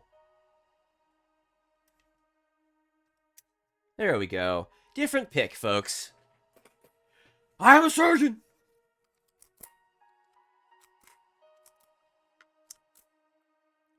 That feels like it's supposed to now.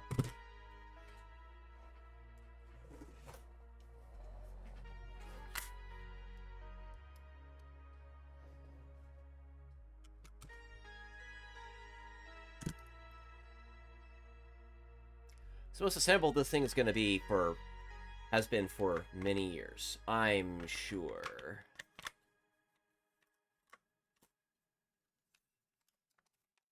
Yeah, that slides right together. This thing is the well-used one. Okay. I need a pin.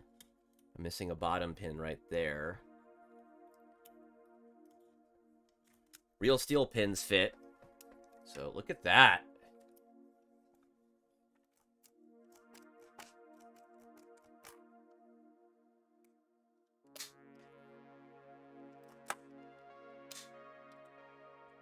That trigger feels better. That's a pretty well-worn-in trigger, I would say. That feels a lot better. Wonder what will happen after I lube it.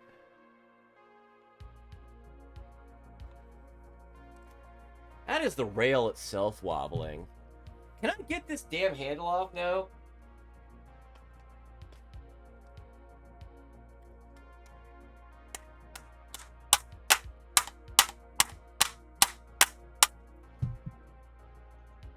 That is not moving. Did it get super glued or just clamped on there for so damn long? It's just on there now?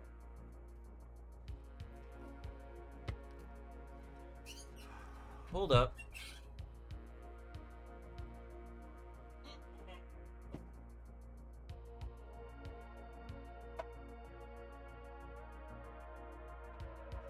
Get something a little more.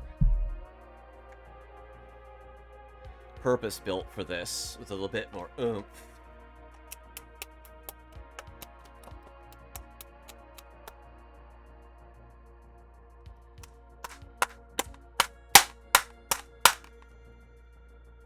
That ain't moving. That's concerning. Can I pry it out?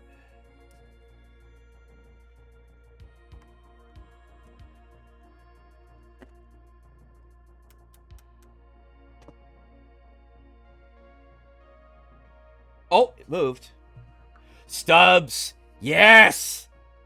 Stubbs saving the day!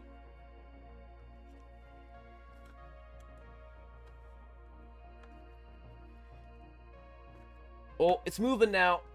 Come on, buddy. Okay, maybe that's gonna be enough now for me to get it off. Oh, yeah, no, I think the plastic's just been formed on at this point.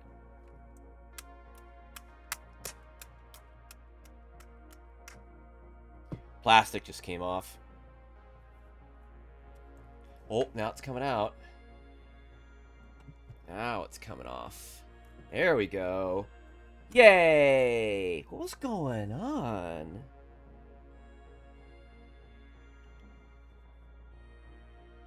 Plastic's all deformed right there, and there's little bits and pieces up.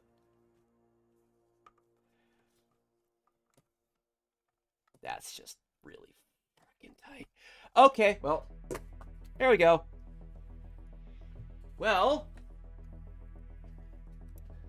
oh, this rail's really wobbly, but I can knock the pin out and I can shore it up really easily, actually. I'll do that right now. That's a little simple thing that I can do.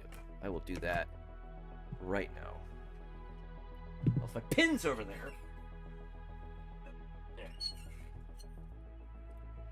Okay.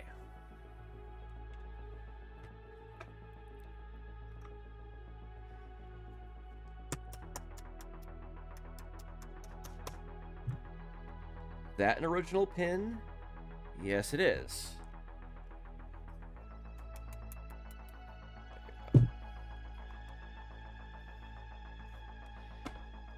Real Vectors are like this too. You pin these little guys on until you get to the Gen 3. Then the Gen 3 has a cutout right here, and this is like a little three-faced M-lock solution. So what's going on? This just... I can fix that right effing now. I think.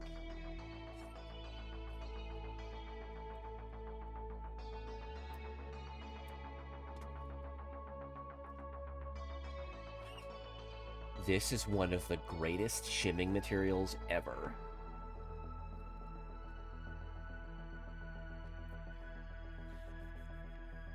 Look at that, I got that about perfect. Look at that.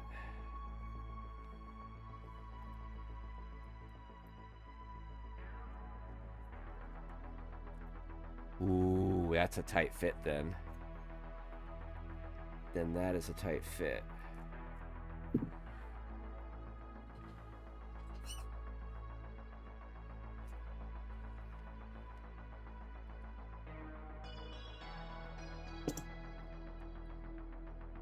See if I can just get it on.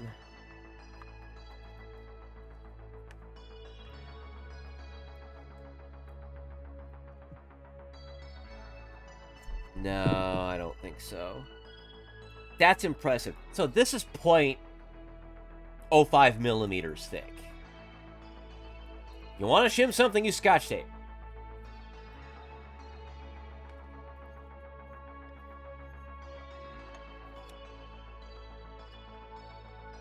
It's that tight, huh?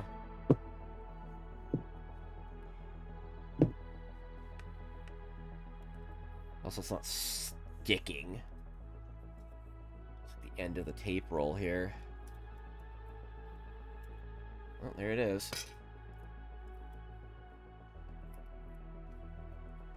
Can I jam it up in the rail and then have it get in there? Will that work? No, it's too wide. Maybe that's... Kinda what's needed.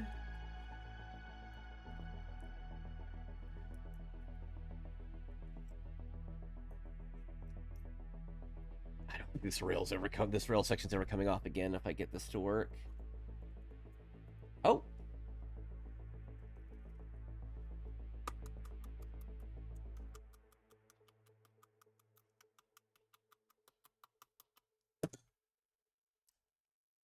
Look at that.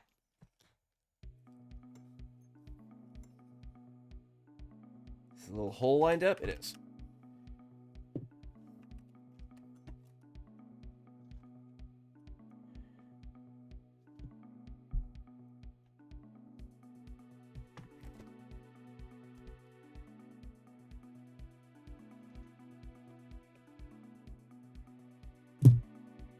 Roll pins.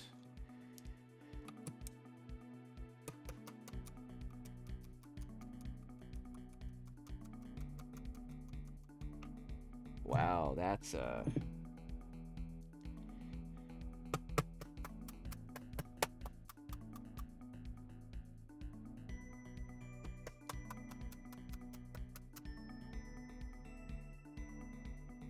okay.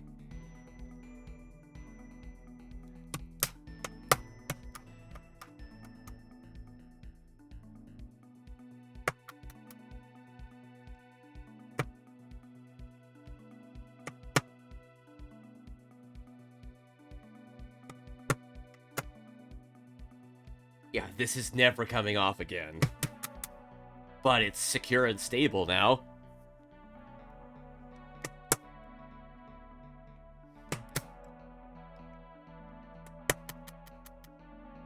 Where was I? Right. I don't normally do hand cam streams.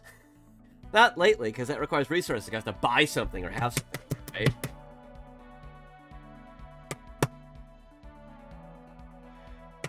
Normally, I play video games. Lately, the past couple of Fridays, I played Zenless Zone Zero. I've been trying to fix all of my agents and make them good, only to find out that the way the end game works now is kind of crummy and very difficult.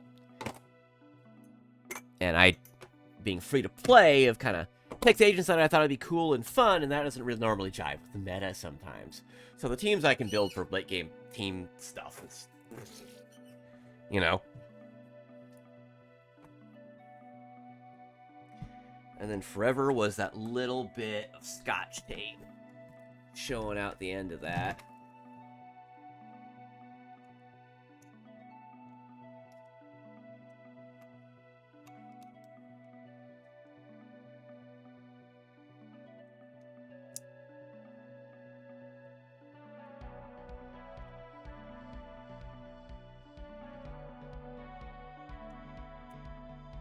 But now you will never know. Now you'll never know. That's being clever. That is on there. It's secure. And because of how that works, it's not like it's, you know...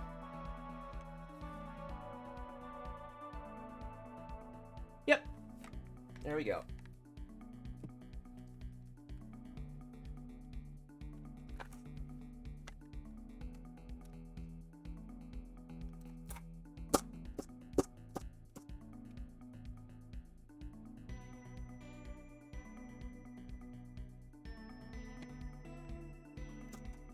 Very much alive.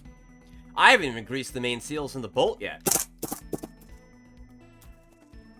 I guess. Well, it's very much alive.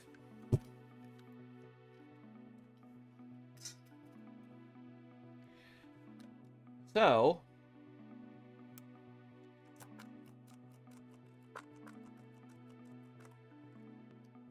that feels a little... echt. Maybe it'll be a case of running it with the lube will pull the crap out. Just clean it and re-lube it a few times after fussing about with it. So, what do I gotta do? I gotta sort the screws for this, which are a little too long, and they'll poke on the inside where the bolt travels. And I have to fix Did the owner do this? I'm seeing how this is painted. Yeah, no, the guy who owned this did all this extra lettering stuff. I can tell that's part of the bolt. I can tell that came like that. This stuff that the previous owner did. It's missing the flashlight mount cap. Not like by the time I'm done with it, you're gonna see that anyway. So.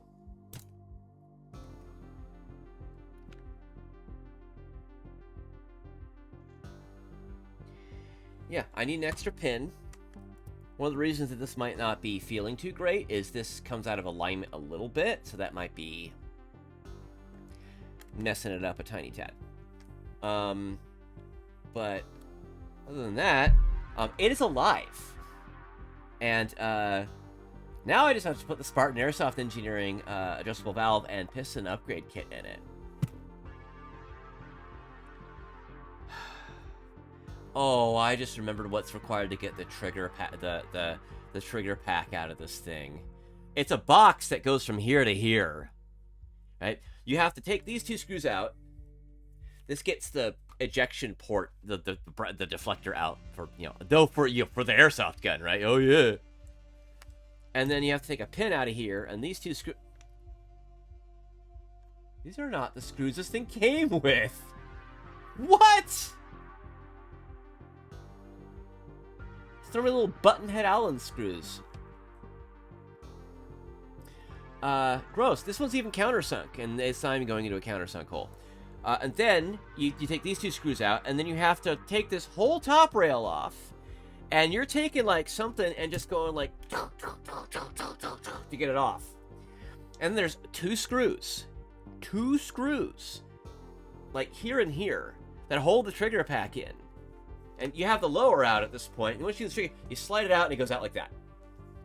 And then you have to take it apart and lube it. Do I do that? Do I push myself a tad and do that?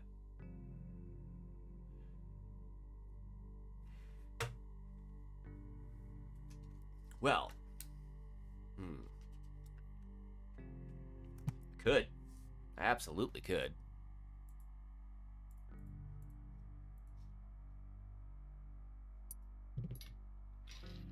I'm really taking a proper break.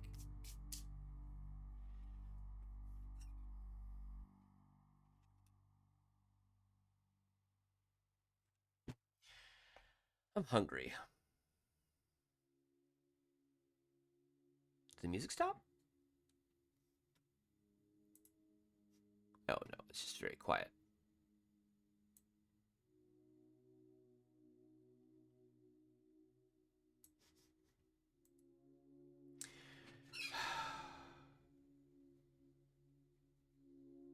You know, I'll do the trigger pack another stream. That's what I'll do. Maybe I'll do that next Monday. It's not feeling it tonight, you know? I'm just not. I'm hungry, and I'm not taking good care of my back. But it's been good to talk about it. Talk to you guys about some various things and stuff, and kind of explain how this works. Yeah, like the only thing left for this is getting the whole bolt and bolt catch system working. That's it. And this thing is diggity done. Well, I mean mechanically, but I still have to take the trigger pack, other than the trigger pack, which is, I can tell it's bone freaking dry. That'll help it cycle, especially on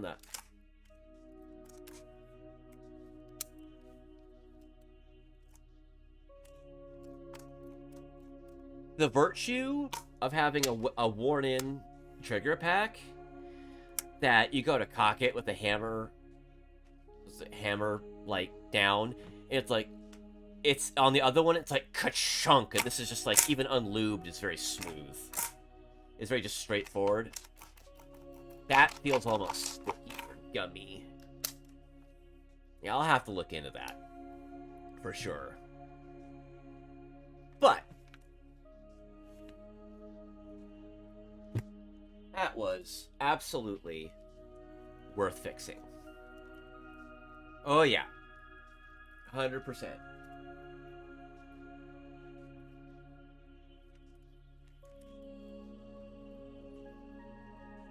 Swap bags here.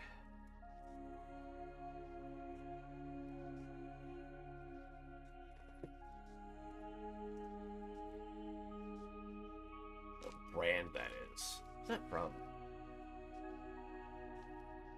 Now I can see the parts. So...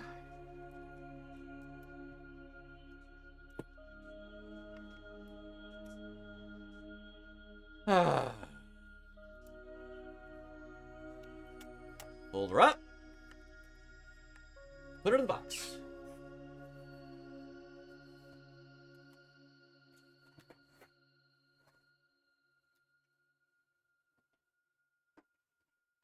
Okay. Awesome.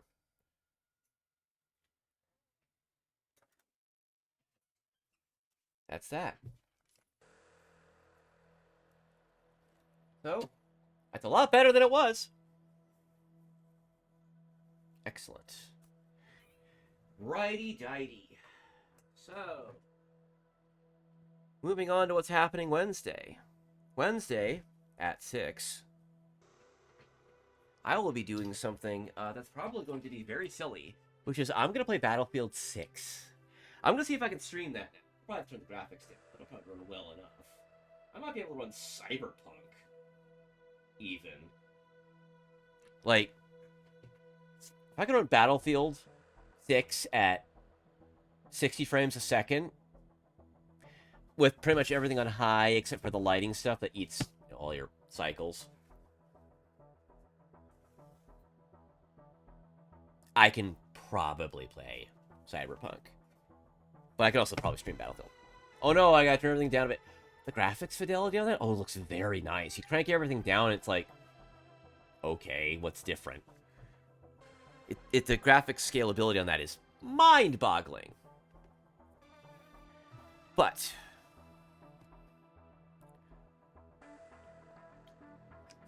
key point, I'm also terrible at that game.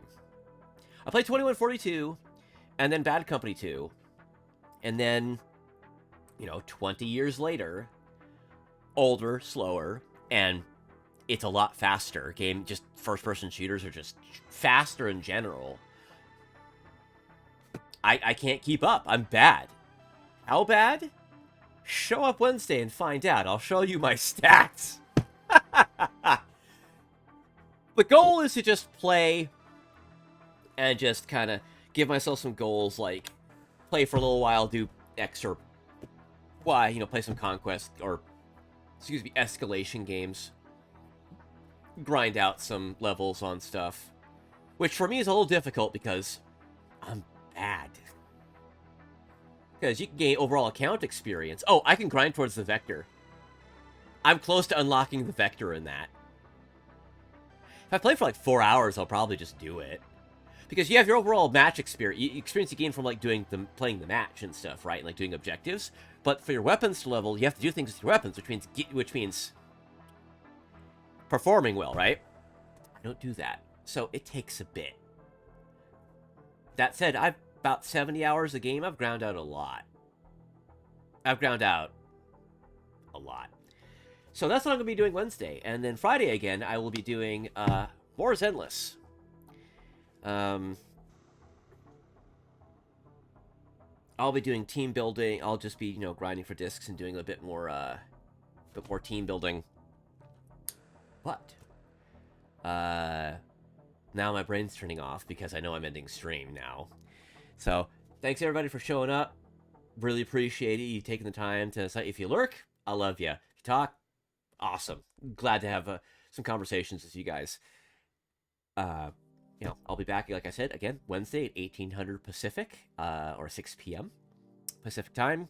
I'm playing Battlefield 6, and wow! I'm either going to get people showing up and go, man, this guy's terrible, or people popping in and laughing their ass off with how terrible I am with me. Please laugh with me. But anyway, again, thanks for coming by, folks. Y'all have a wonderful night.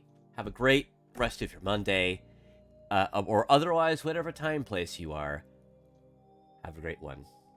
See you, folks.